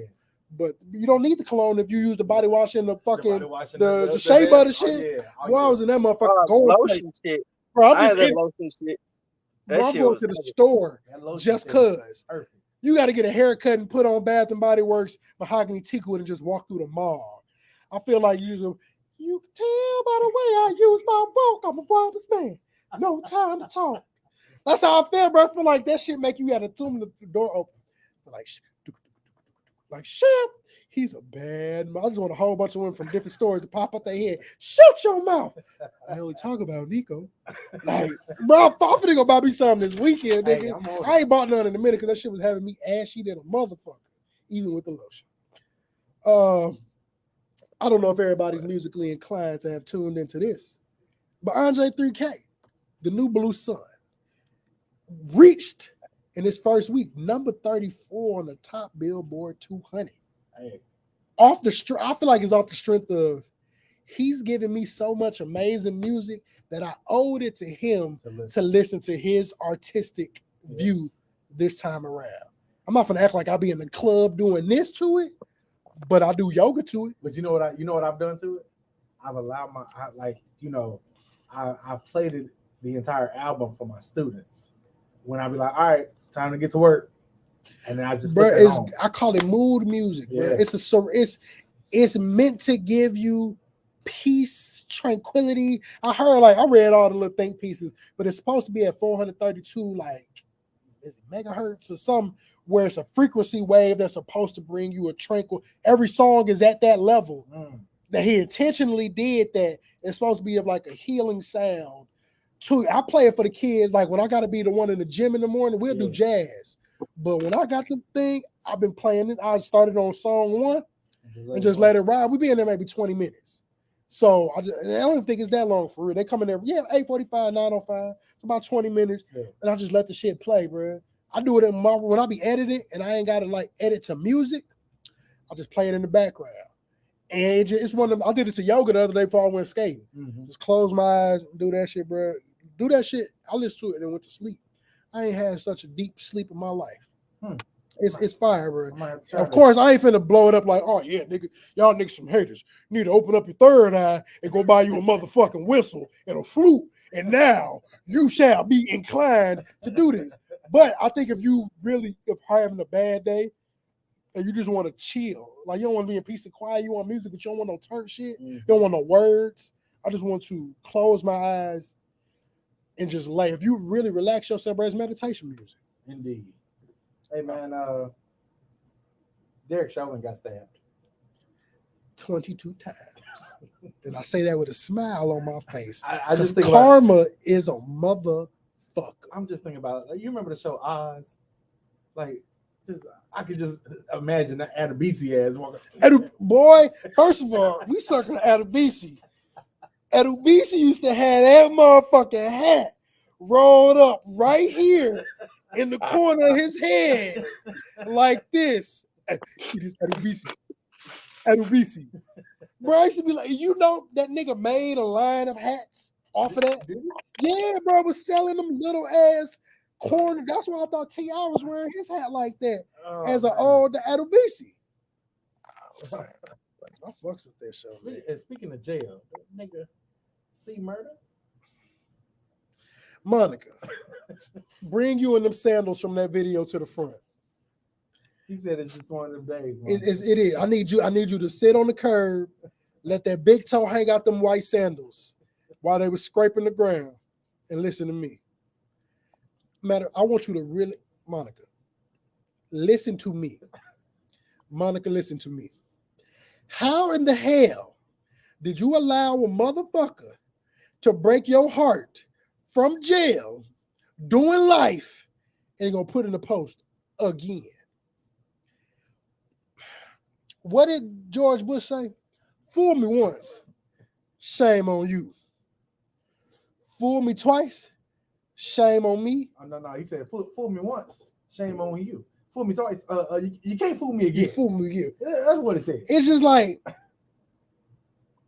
what the young folks say, stuck on stupid. Man. How in the hell you let a nigga with no chance of getting out break your motherfucker? What did I need to know Monica, can we interview you? Because I need to know what he said through that JPay call that let you know that this was over. I ain't mean to do that, but that this was over. What could a nigga who ain't got nothing but time on his hands?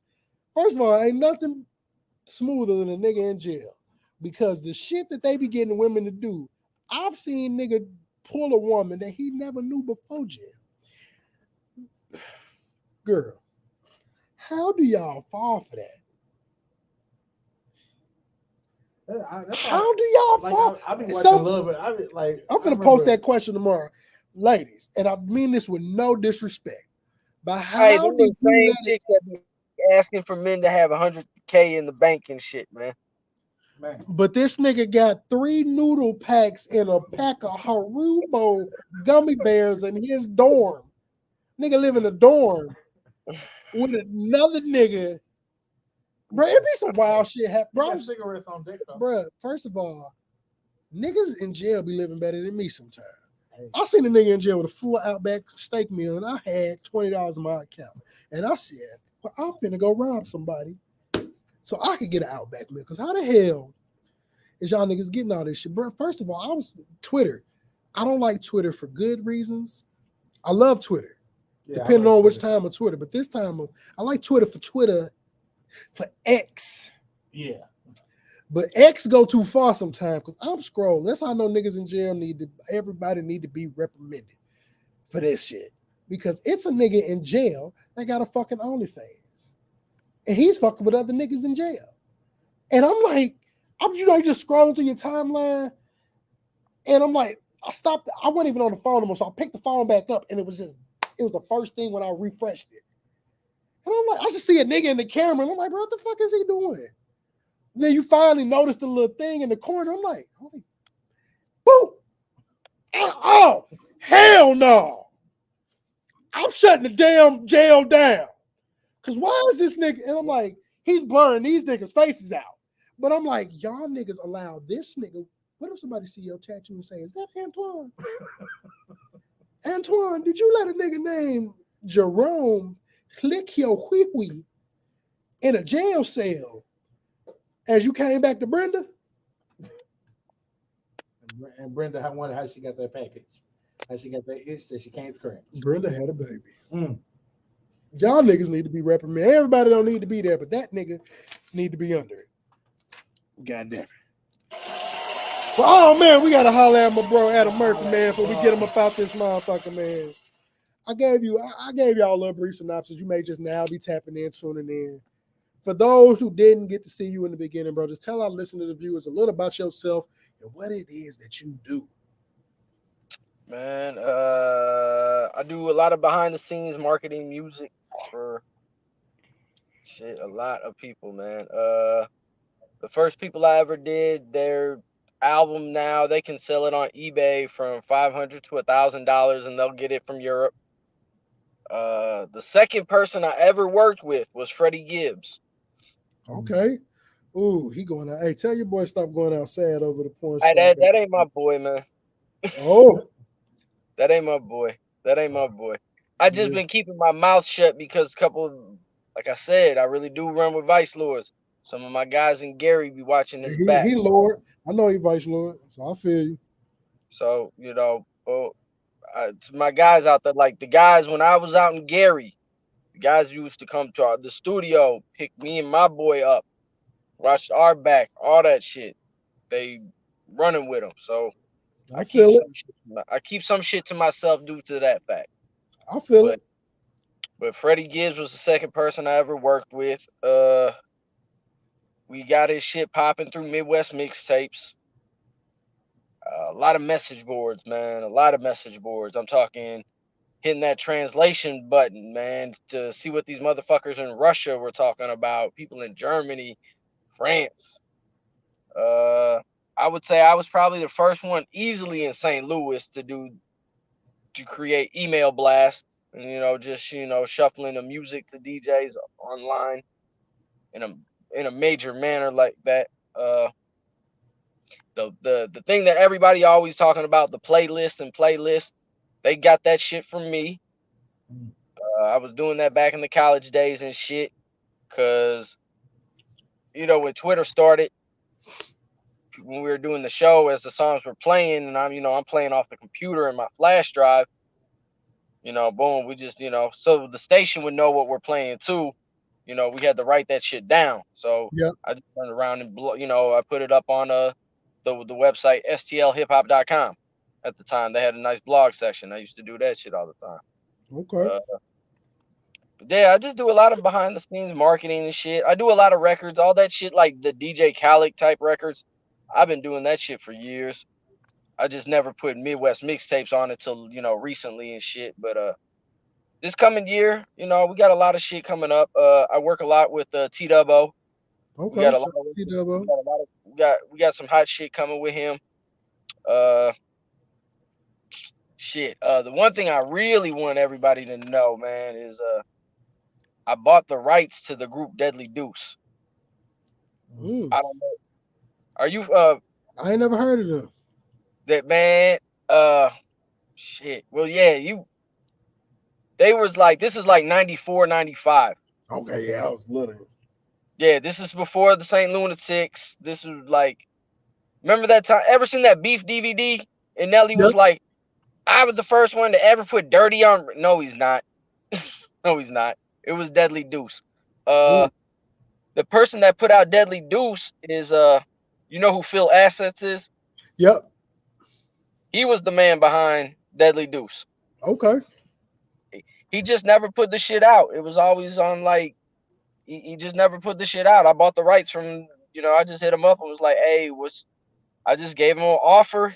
We negotiated back and forth for about a week and shit, you know, boom, he finally settled on a price. And yeah, I'm about to drop that on my birthday on December 28th.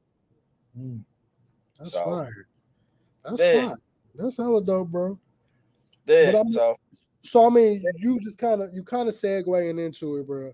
But since it's been you was on the show, I'm trying to think. I can't even remember the number. That shit was so far back. I would have to scroll for days. You was in the earlier phase, but I mean, since them days, bro, like what's been happening with you, Midwest Mixtapes, all of that? Oh man, Midwest Mixtapes radio is popping. We're on it's an internet-based station. It's 103.7 DABEAT. It is one of 8 internet stations that is pure hip hop and R&B that is media based. So when I say media based, let's say Nando. I know you support Nando real heavy. Say one of the records Nando's got out with, whether it be Nelly or T-Pain, like they spun it on Hot 104, and I spun it on my station. When T-Pain's asking for the media base on the records and shit, my station's popping up on that. So we're very important. I haven't asked in a while, but the last time I asked, like from 3 weeks ago, man, we were 33,000 people tuned in. I'll be seeing the numbers. I'll make sure to share when I do. And I do appreciate that, man. You know, that's a whole nother topic. But yeah, I just really started concentrating on this radio shit, just seeing what I can like do with it and shit. And I just got my first call it a corporate sponsor, but just a business sponsor with the college radio directory. Some guys I met on Instagram. They were selling, you know, college radio, a college radio list with all the information and shit. I have my own. They just had a real updated ass version of everything, like emails, website. They didn't have that when I made mine. You know what I'm saying? Mine was still pure phone calls and in slow mail. But yeah, I got it from him. Me and him just got to talking, and boom, now, you know, boom. I told him, hey, I'm gonna make a commercial. He gave me a code now that I can tell people, like anybody wants to get the directory, just punch in the code Midwest, hit apply, you get 10% off. Okay. So and then like that first sponsor for the show, like that shit, and let you know, like motherfuckers tapping in, motherfuckers seeing what I'm doing, like let's make these moves. Yeah. It's just, I don't know. I get bored. And I was saying this to my boy the other day. Sometimes I feel like I don't get as much love as I used to, just because I've been winning for so long. Yeah. And people get, you know, oh, he's just doing what he always been doing. You know, so just even for myself too, I just like, you know, I don't want to get bored with the shit. My boy, I feel you on that. Like, I feel that with this. Yeah. We took a break because it was like I had to tell him, I'm like, hey, Paz, I got to take a break before I don't do it no more, because I'm losing. I ain't saying I don't love it no more, but it's like I feel like we done hit a plateau to where it's like I could tell we bored. Yeah, it became draining at that time when that break was needed. We got to the space where we were independent, and when you independent, you got to set up for a show, you got to break down for a show, book your show, engineer your show, and then, you know, everything that could go wrong is going wrong. You know what I'm saying? Like, and look, and I mean, only difference between here is we got a building that I trust. Yeah. I still got to engineer the show, but I don't gotta hook up the equipment. I get to just come in. I can show up 10 minutes before the show, quickly get this shit together and I can start. That shit, I gotta be there an hour and a half, 2 hours before to be able to hook all this shit up just to get enough time to relax before the show actually starts. Then I gotta break all this shit down, put it in the car, take it out the car at the crib. It was getting to the point I was like, bro, I don't want to do this shit no more. If I don't take it, we took a good 7-month hiatus. But it also gave people a chance to miss it. Yeah. Because then you got motherfuckers like, hey, bro, I got so many people hit me up like, hey, y'all ain't doing the show no more. Like, what's I'm like, bro, we coming back, give us some time. Now I got people that be like, damn, bro, I ain't even see y'all was back, man. I gotta go catch up, tune in. And even doing it on a different day.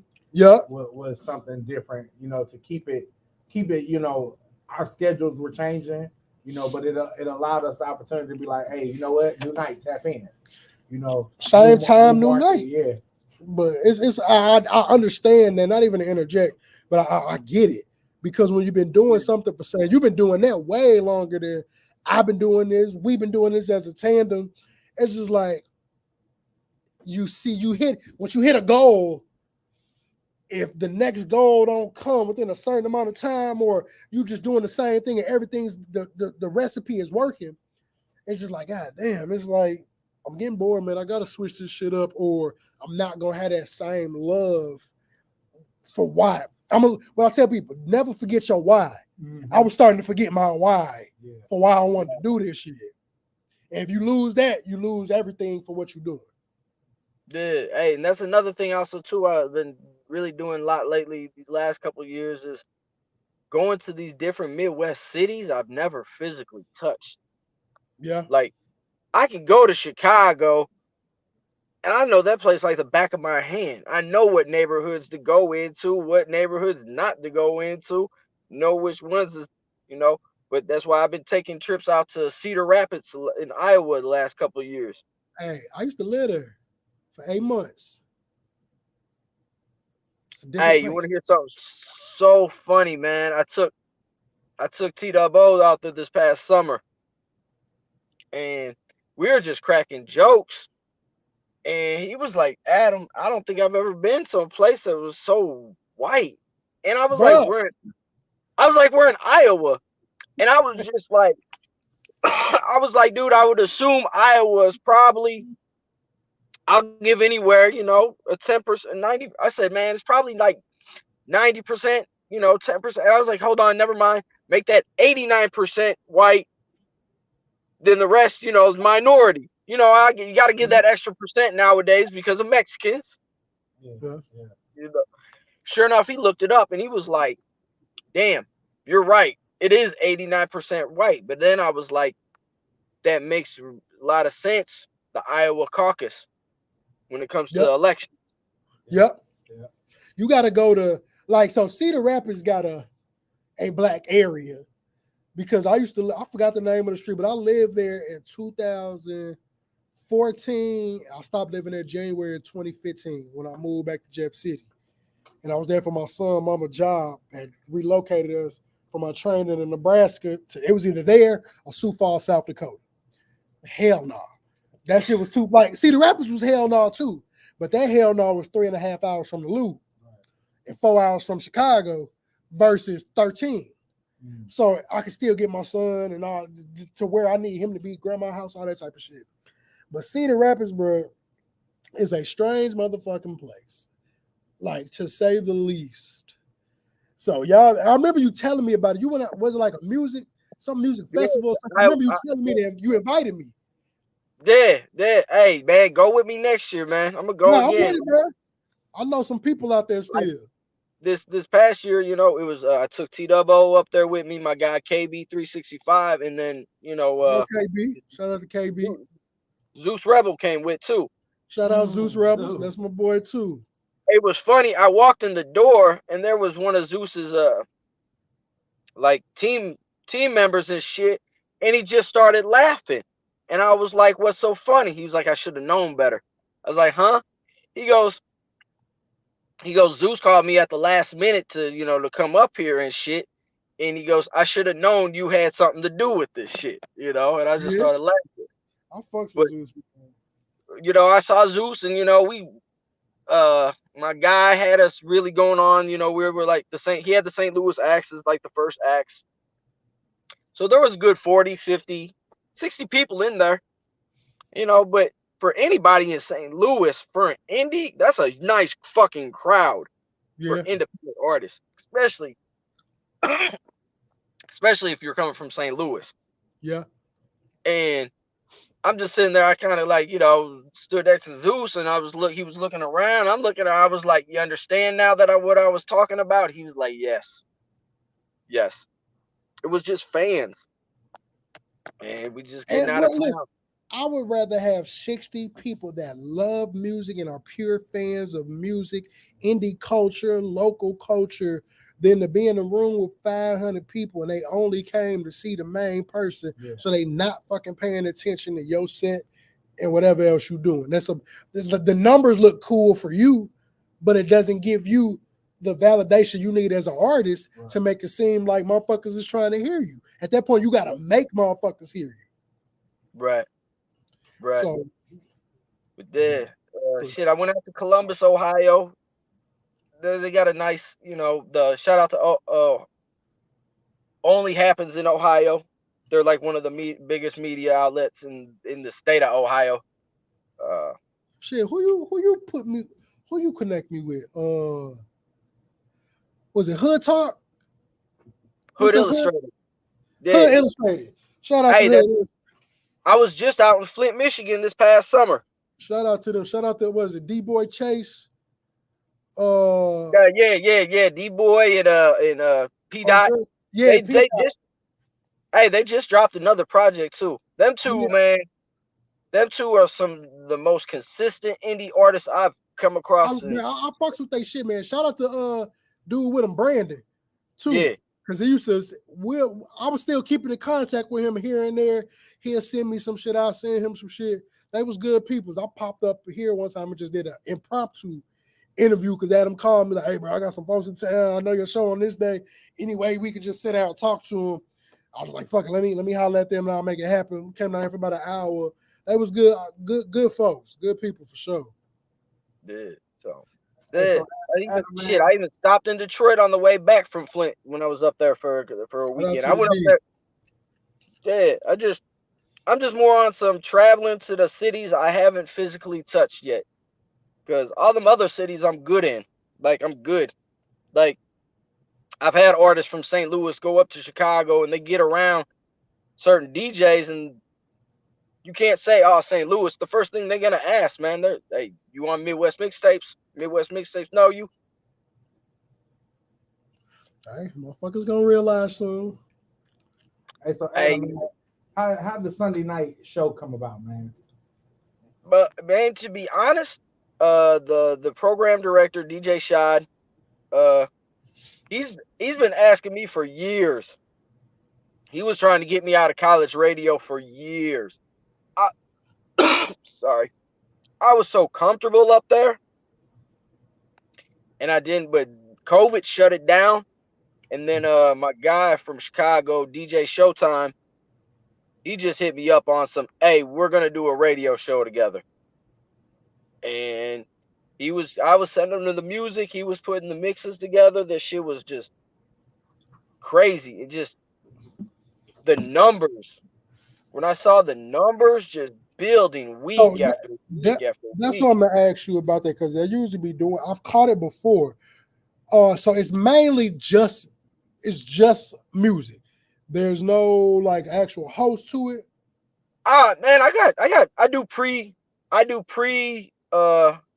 pre-recorded interviews, and I go through and chop up in segments to do that. But I'm the type of, if you don't know me in person, you don't know me. That's I'm more into just letting the music play. No, I feel you. And I mean, and it's an hour time, so it's cool to hear the talking here and there just to break up the monotony. But it's just like, shit, if you're gonna keep giving me bangers after bangers, and I just get the box, because that's the type of shit I could clean to this, I could dry to this, like however we can make it happen. That's fire, bro. That's fire. Yeah. I'll sit there all the time. I really haven't done no marketing yet. Like this coming year, I'm gonna actually do some real marketing for the show and shit. But I was asking my guy, like, what am I doing? Like, he was like, nah, you're just staying consistent. He was like, every week you got a new show. He's like, yeah, sometimes you're playing the same records, but he was like, a lot of the times you're not. He was like, yeah. He's like, you're giving people something new, and he was like, the shit's high quality. Yeah. And just to piggyback off that, say an artist do want to get their songs played. I'll be seeing the post. I'll share them when I see them. But for somebody that may catch this episode, how are they to make that happen for themselves? Man, submit your music. To be honest, you know, boom. I'm telling people flat the fuck out. Midwest. I don't give a fuck about all you other places. Hey, flat the fuck out. I don't give a fuck about y'all. Midwest over everybody. But nah, if you're a Midwest artist, you gotta have the shit. Make sure your shit's mixed and mastered. Please. Just know I am putting your music up against the Kanye West records. I'm putting the Nelly records, the Twista records, all them major industry, to the G Herbos, to the Little Durks. Like, all that shit is mixed and mastered. Quit being cheap and get your shit mixed and mastered. Please.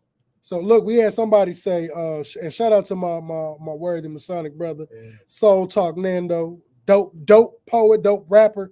One of the best, like, wordplay out here, bro. He cold. I got a couple performance videos of him. I'll shoot your way. But he just said, where do he submit that those songs? Midwest Mixtapes at AOL.com. Yep, I'm that old. AOL.com. I was just gonna say, damn. Midwest Mixtapes at AOL.com. You talking about? I'm not new to this. I'm true to this. Was it definition?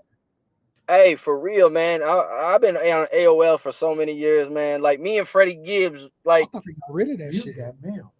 I thought they got rid of the shit. I thought they did too. Oh man, but I'm talking. This is like 2003, 2004, 2005. All them late, 2, 3 in the morning back sessions of, hey man, I found this different website. Hey, check this shit out. I was an AIM-ologist. I stayed on Instant Messenger on there. Oh, yeah, I used to be I ain't gonna talk about my chat room days.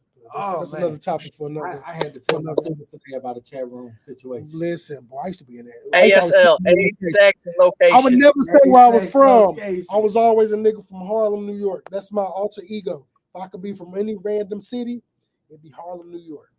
I had to tell the kids today. I was like, "Hey," I used to be in there. They told me they was talking. I don't know how we got into the conversation, but they somehow Portageville, Missouri came up.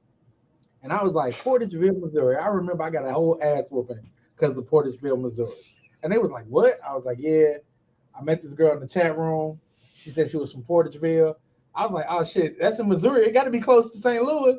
So I get to I'm like, hey, what's your number? And she had like that 573 number. I started calling her all the time. Found out that bitch was long this. That phone bill came. My mama came in there like, hey.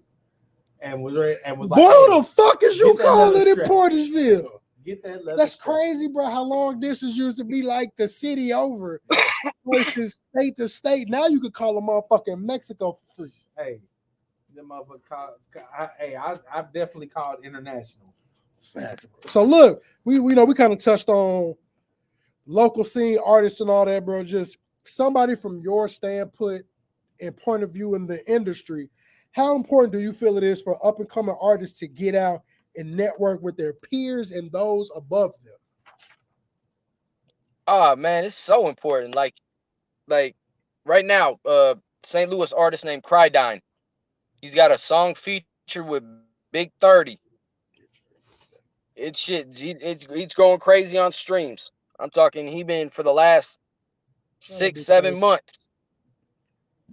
I don't know from what. Damn, you know what? It might be even shorter than that.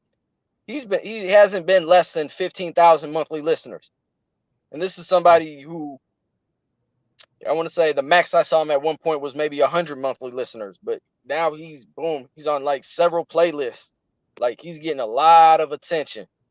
And there was nothing more than him popping out to where Big 30 was at, approaching them just on some, hey, I'm an independent artist. What do you tax? Hey, I don't actually have that. This is what I do have. and you never know, they might go for it. Some go, some don't. But Facts. You don't know unless you go rub shoulders with people. Facts. The worst a motherfucker can tell you is no. Right. Yeah. Like, And most of the time, no ain't nothing more than you're not coming with the right number. Yeah, no is really not right now, not this moment. I'm like, bro, that's what I tell you. Don't take no for an answer. If this is something you truly, truly want to do, and what they saying price wise or whatever is firm, then get there. There be people I ask about stuff. Like I asked about a private dinner the other day, and they told me the price. I was like, bet. I don't want to do it with nobody else. So I know what I need to get to amount wise. I have your deposit soon, and we'll make that shit happen. You gotta just you gotta pay to play sometime. Like it just is what it is. Yeah, it can't be cheap, man. Yeah, that's one thing. Like I'll even tell artists, just because you can't do the billboard doesn't mean you can't put $10 a month into your sponsored ad on IG or something of your shit. You know what I'm saying?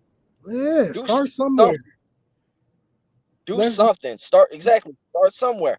Like even right now, I've been consulting the last couple months this young artist, Almighty Gang Reese, and I put him up on how to register his music right with MediaBase. I was showing boom. I got him the college radio stuff.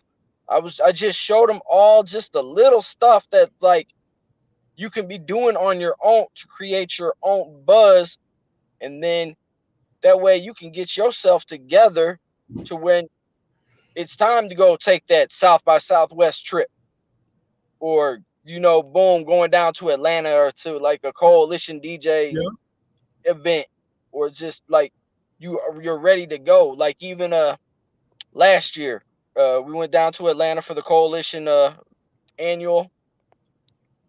It was KB. It was KB 365.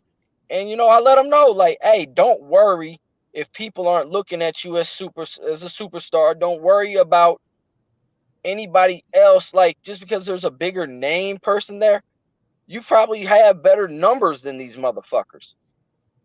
So don't worry, like, don't sweat the simple shit when you have all the like you said earlier, the tools. You have all the tools. Facts. Just keep using the tools. You gotta believe in yourself, man.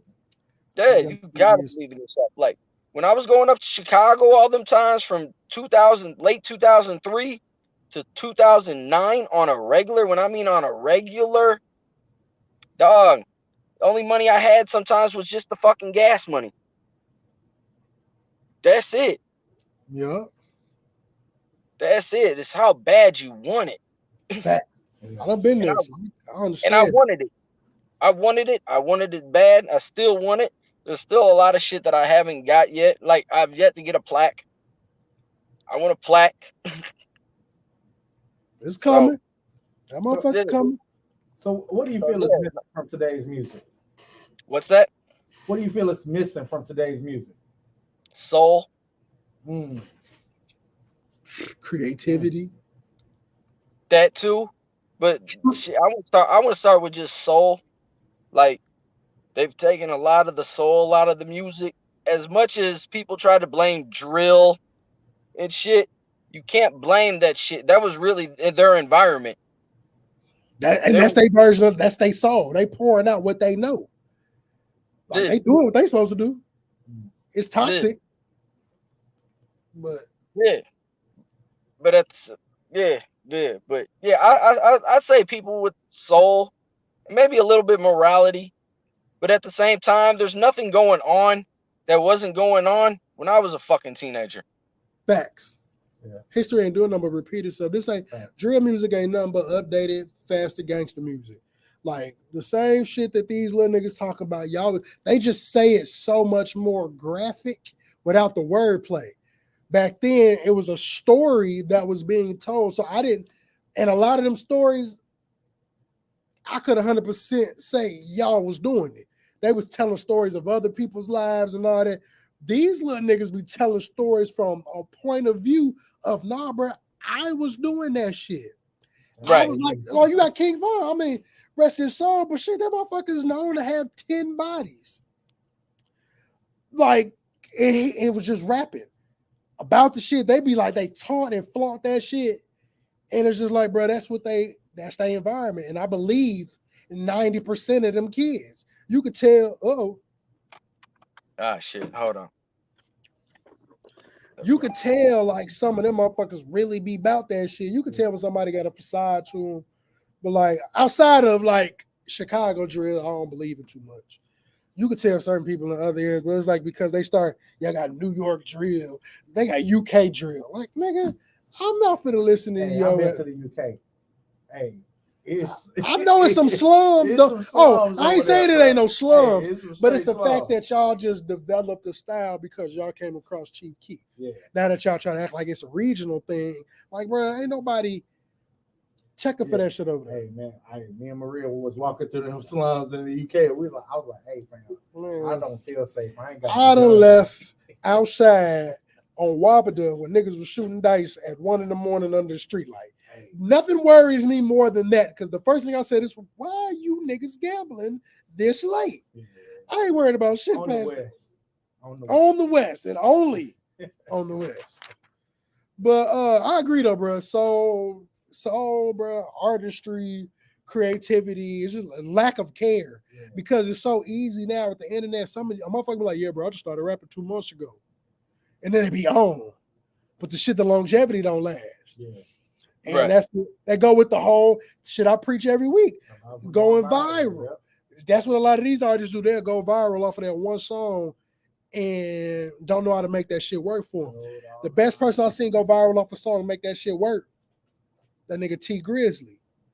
T Grizzly, bro, got out, he put 2 bands into making that video.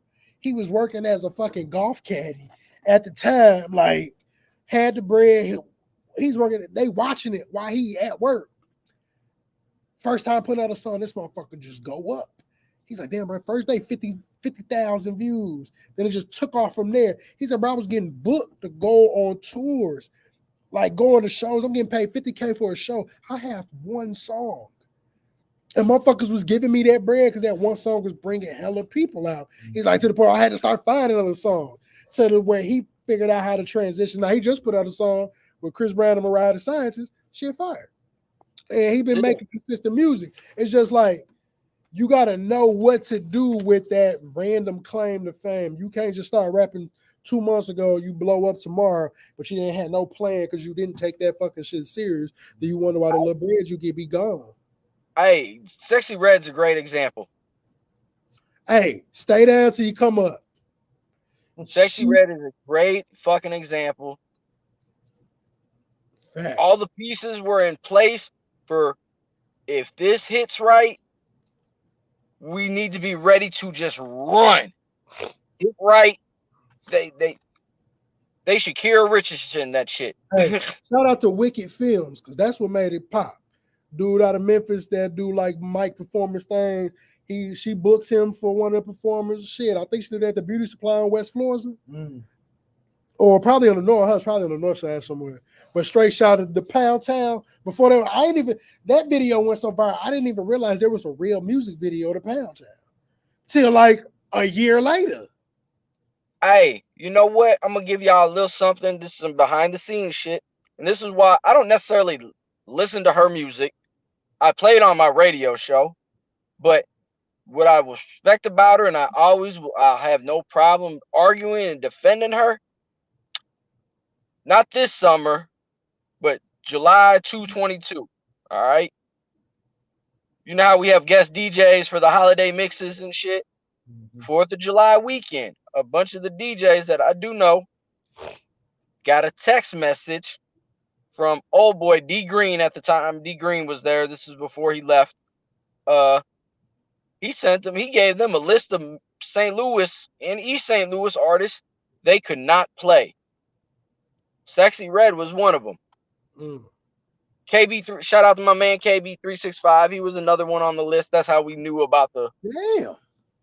But Sexy Red was on that list, and everybody that was on the list, I can't remember who was all on it. It was a good 5 or 6 artists, but they were all artists that I knew were working hard. They were all doing something. They were all putting something into some marketing. Yeah. They were all doing something right enough to tell this program director to tell these DJs, don't play their shit. You can play these guys' shit, but you can't play these guys' shit.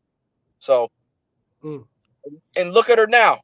They have to play her on Hot 104. They have no choice, bro. They love it. Ain't nowhere she can't go, and they don't fuck with her. Yeah. It's just like when you meet somebody that's true to themselves. Like, if you get her, you get her. Yeah. But that's you. Like, she don't be trying to switch up who she is. She is a St. Louis motherfucker to the T. It's like you had your and I don't know if we talked about it on here, but like when music pop, your first thought of St. Louis music wise was Nelly and them. Yeah. But Nelly and them, U City, County, all of that. She is like that motherfucker from the city. Yeah, she from North Side. North Side in the city, and it's just like she is that representation of like, yeah, bro, just stick to that. She was walking down the street singing her own version of Making My Way Downtown. Way before who I knew she was. And then she did a video on the goddamn beauty supply store to Pound Town, and that shit fucking blows the fuck up. And now her tour dropped. Shit selling out. She pregnant and still doing that shit sold out. Yeah. I went to the one in the Loop because I got a free ticket. My girl and her friends was going. I was like, but I got the kids. The homegirl hit me up from high school. Like, hey, you know, somebody want to go to 60 Sexy Red? I was like, I make it find somebody. She's like, yeah, I got a ticket. I just don't want to go. I'm going to give it away. I was like, well, shit, I'll take the motherfucker. Right. Fuck it. Like, it's a free ticket. Drop the kids off at their grandma's house. I was in there too long. She took hours to come out. But I realize it really sometimes it don't be the artist. We just have the assumption when we show up, they supposed to be out when we get there. Yeah. No, their time to come out is 2 hours after the fact when it started. We just don't want to see the motherfuckers beforehand. Yeah. But when she came out, the love she got and how that motherfucking room went crazy. You would have never thought, bro, she was just a year prior to that. She was just at the Schaefer's, bro. She had it at the pageant at first. That shit sold out in like 5 minutes. She instantly said, nah, we got to switch it up. Sold Schaefer's out. She's the second person in history, music-wise, to sell out the Schaefer's. I don't know who the first one is. Second person ever to sell out the Schaefer, bruh. Only seats that wasn't used was the ones that's behind the stage that they never put nobody at because of how her setup is. But she had a fucking dope show. Like, I didn't expect dancers, light work from like the screen work. Motherfucker had a twerk con. I seen some of the yammiest yams go on that stage and shake booty. This one girl had to have a denim diaper on. The way her booty made that motherfucker disappear. She straight gave them. She said, whoever win get $100. The two last one was twerking so hard. She was like, fuck it. I'm finna get both of y'all 100. She calls her, hey, go in the back and get my purse. Motherfucker went back there, got her purse. She over that motherfucker took out 100. But she on stage with her shoes off. She left midway through like, hey, y'all, a bitch tired. I'm pregnant. I need some water. I'll be right back. Put some music on, DJ. She got Ron Gotti. Put him on. Yeah. That's her tour DJ. My first time, like truly, he DJ Bree High School homecoming. And like just to see, I like to see motherfuckers like when you get on, you're supposed to put other motherfuckers on around you to get hell. If I could have been, hey, I heard you a dope videographer. You'll go on tour with me to record me. What? I'm there. I would have been there. This is my number to it. I'm the best light. I need it to make sense for me to leave my family. So I need at least compensate what I would miss at work. Yeah. Bare minimum. Because the opportunity enough is gonna put me in place. I mean, how many people drop? They on tour with Moneybag Yo. Get to lead that motherfucker because Drake wants you to come tour with him. You on Drake's last project. Drake get a Grammy for that project in any capacity. She get one. Yep. Like that. You think about this shit like and that. What people don't realize is that the moment you put Grammy anything in front of your name, you ain't even got to win. Grammy nominated because hell, Smino, you got to say Grammy nominated artist Smino. Wait, look, you know TSU band. I know. 2-time Grammy, they are a 2-time Grammy Award winning. And you can't say their name without saying 2-time Grammy Award. I think that's the dopest part about them type of things. Like, it's one of them put some respect on my name. Yeah. Flat out, man. So Adam, man, if an artist want to work with you, how can they specifically, elevate their brand to be, to work with you?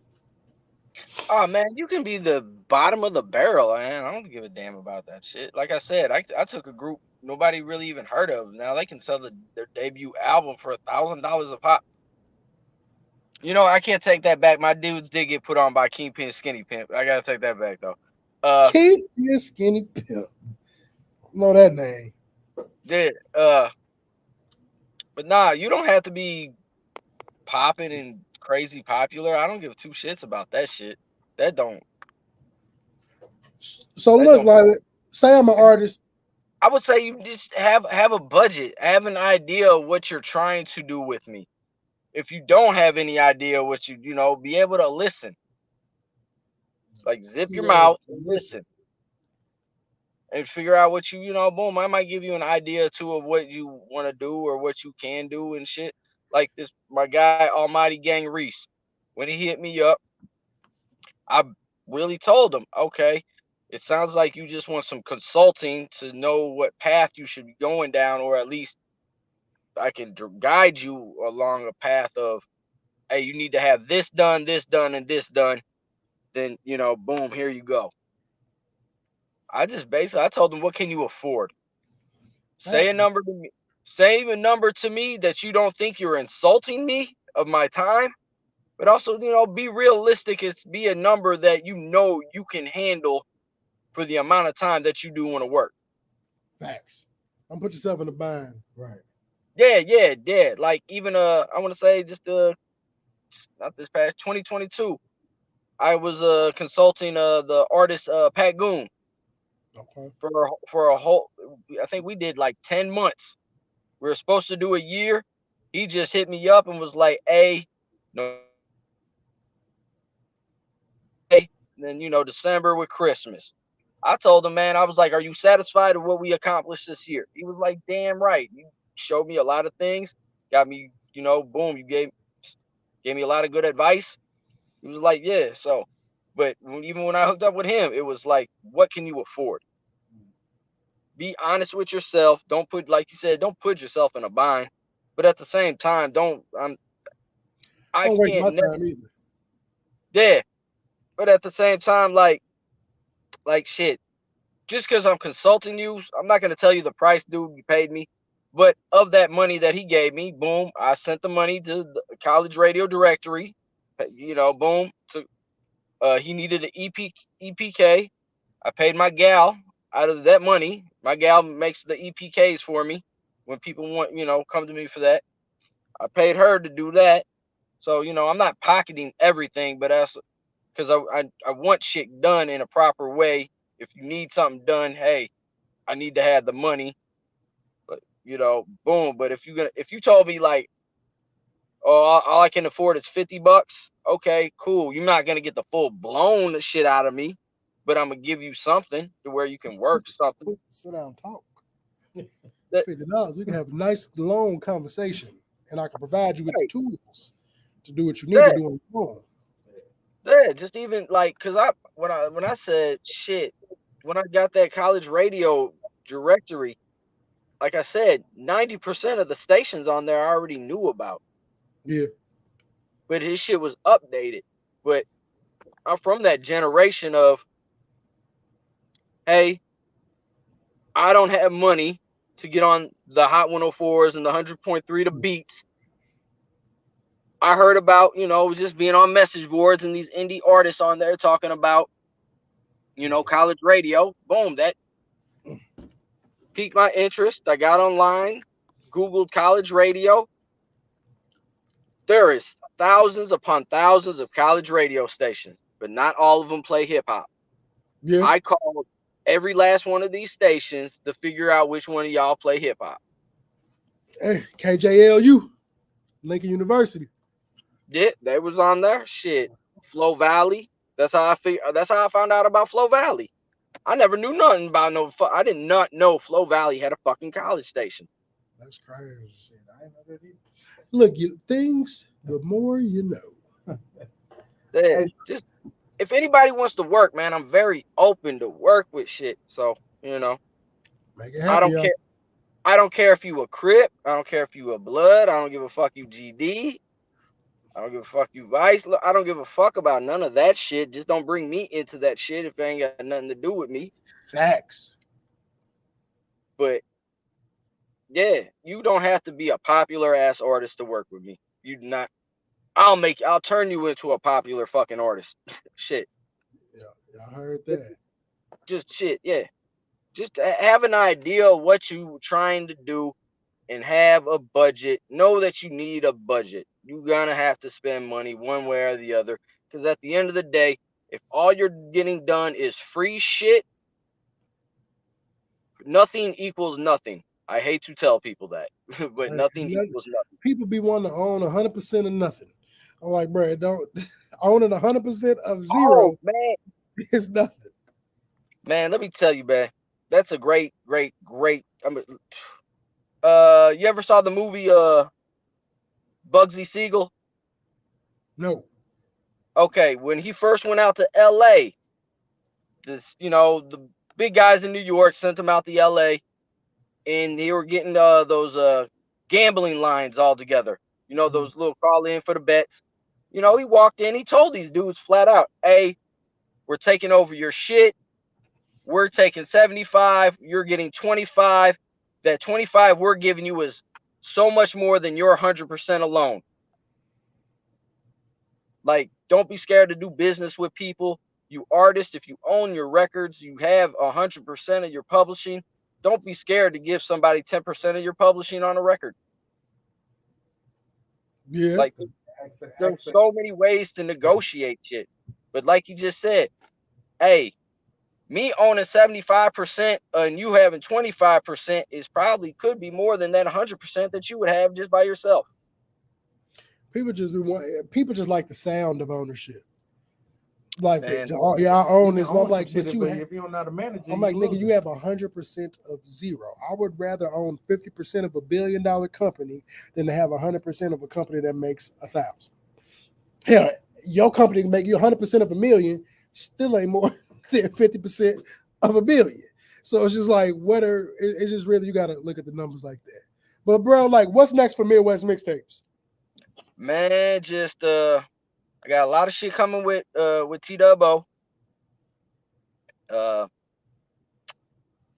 just got done doing stuff with my girl out of Iowa, Des Moines, Iowa. Her name Petty Ass Pumpkin. That's a hell of a name. Niggas I've been telling people been running out of names lately. I've been seeing some names and some music. I like that though. Man, we dropped a 6-song EP. We did great. I think we a little under 100,000 streams. Okay. Since we dropped the album. We just dropped the official chopped and screwed version with the Chop Stars out of Houston, Texas.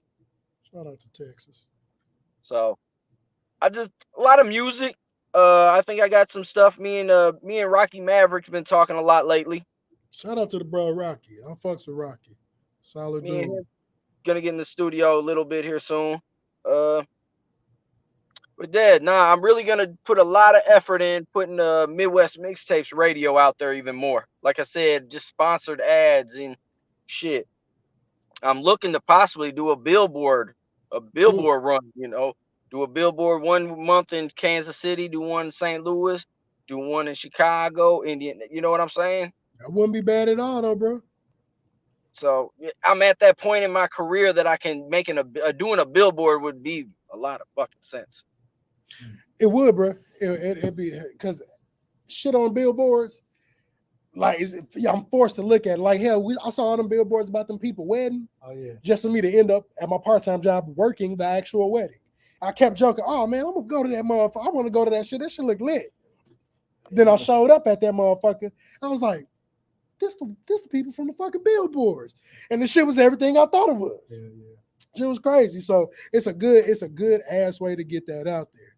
But bro, so where can our listeners and viewers find any and everything Midwest Mixtapes? Hey, right now though, I'm gonna let everybody know you can only go to Midwest Mixtapes from a computer. You can't pull it up on your phone. Old theme code got outdated. So I got a web designer creating a new site. Okay. So, it's almost time you get an app, bro. Hey man, you know what? I tried having an app. It just wasn't doing nothing. It was becoming a waste of money. I feel it.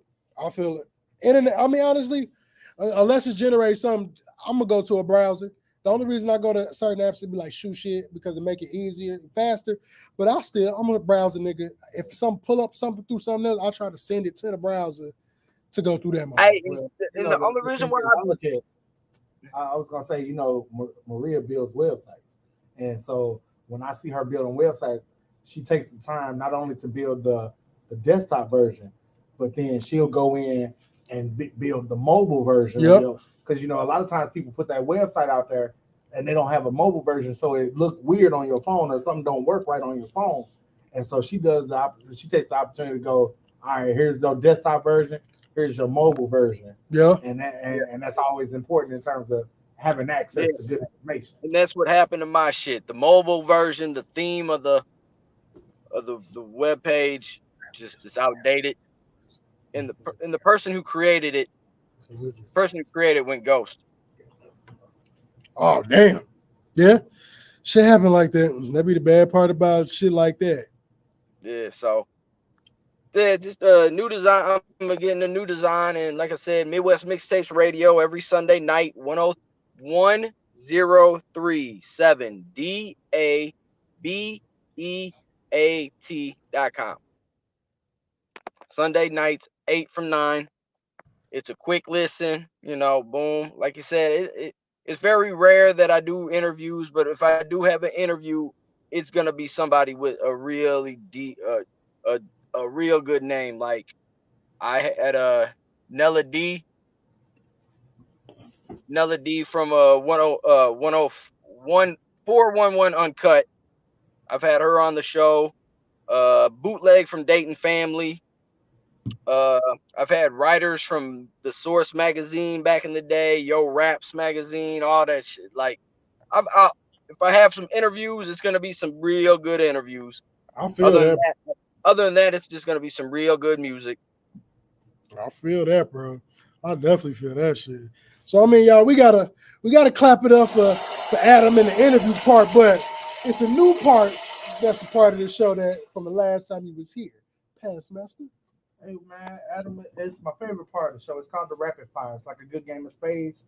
Study long, study wrong. You hear me? So first thing that come to your mind, give me about 20 seconds max answer. You know what I'm saying? Here we go. Favorite artist of all time.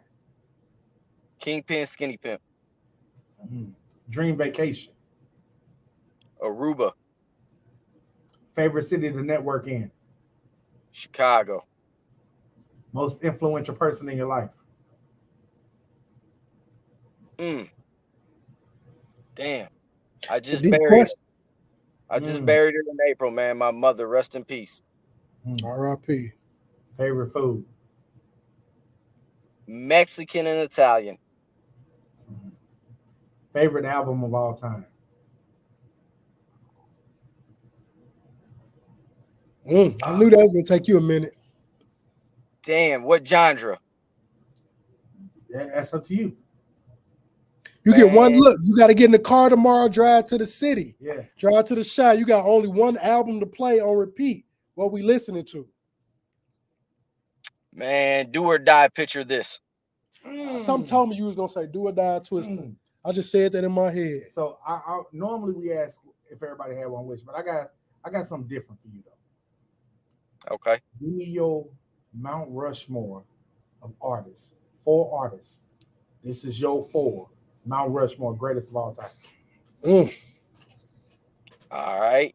Let me go with the cities I grew up on. You're talking about Chicago. Give me Psychodrama. I know that's a group, but that's one. Give me Psychodrama. Give me Little Kiki from Houston. Okay. Give me Brother Lynch Hung from Northern Cali. And give me Cormega from New York. I've heard of him. I've heard of that name. Give me Cormega. Yeah. Okay. All right, man. Last one, I go ahead, man. If you got one wish, what would it be? Man, give me my loved ones that I lost back. I feel it. I feel that one. Man, Adam, you off the hot seat now. Man, we got to clap it up one more time for my dog Adam Murphy of Midwest Mixtapes, man. It was another wonderful episode of I truly appreciate you guys having me on as usual. You know, boom. I always appreciate you sharing shit. Don't think I don't notice. Oh, I'm already knowing, bro. We locked in, man. You know, boom. You guys have been great since I met you. The day I met you, like when I'll never forget you saying, like, dude, you don't need any extra. I know who you are. Like I be telling people, like I was like, me and bro, I done gave the address. He done pulled up to me when I stayed in Cahokia. We done chopped it up, just talked about shit, smoked, like solid dude. Yeah. Good dude, man. I like talking to motherfuckers that's knowledgeable about what they talk about. You know, a lot of people that just spew a lot of shit, but don't really know. It's like being a master of a bunch of things, but you're not really a master of nothing. Right. And it's cool to talk to people that, even though we're in the same field, but it's two different realms, we know how to pull that shit together and see how anytime, like I said, when he went to Iowa, he done went somewhere else, he hit me up like, hey, bro, I'm finna shoot woo down here. If you free these days, man, you can slide with me, or with the shit on Thursday. He's hit me up about it. I just was busy. He hit me up maybe like an hour before, like, hey, if you ain't doing nothing tonight, such and such popping out, man, come out, get you some interviews and shit. So you got to appreciate them type of people. That's why when I see shit, I don't even read it sometimes. I just see Adam. All right, I'm finna share it. Especially if I know it's his flyer. Anything I see Midwest Mixtapes stamped on it, I'll share it because I don't know who that's going to reach on my page. Right. And vice versa. So keep being you, bro. Keep being solid, man. Make sure y'all tap it.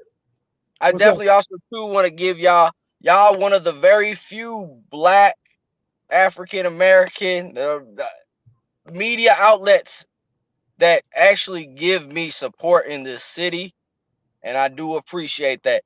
Most definitely, bro. Right on. People don't understand. They knew about Midwest Mixtapes, man, from them times. Like I said, I was in high school searching that motherfucker. When I'm searching live mixtapes, when I'm searching that Piff, I was sliding on there too. Them was my 3 because I knew I could get the local shit plus some other shit on there.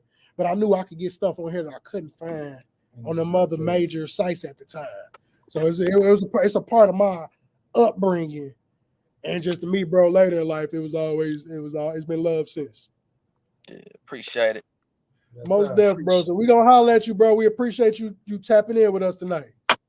Yes, sir. I'm gonna talk to you. Yes, sir. Hey man, make sure y'all join us next week, man. Got my boy Joe Richardson, aka JLR, coming in, tapping in with your boys, man. I know he gonna have to bring back that. I played it last week. Yeah, that's matter of fact. We gonna have to leave out with it. I got it on. That boy Grease got on there. I gotta find it, but I got it. Oh yeah, hey, that must have been in heavy rotation. I know. I had it in the car. I'm like, bro, this is heavy rotation. What was the name of? Is it Cold? Yeah. So man, we finna get up out this motherfucker. We got the man Joe Richardson, aka JLR, tapping in with us next week. Yes, sir. We're gonna discuss all things with the music and other stuff he got going with the camera. As you know, it's your boy NicoThaGreat. Man, it's the Past Master. And we didn't tell y'all earlier that we got this motherfucking postal podcast because rain, sleet, or snow. We in this hole. But we're gonna give you that motherfucking shit. We're gonna leave you with another heater and a banger, and we out this bitch. I appreciate y'all, ashy asses. Make sure y'all share this shit. Tune in next week. We'll be back on my page. They finally lift the boy ban. They can't ban the snowman forever. You already know, man. Fucks with you.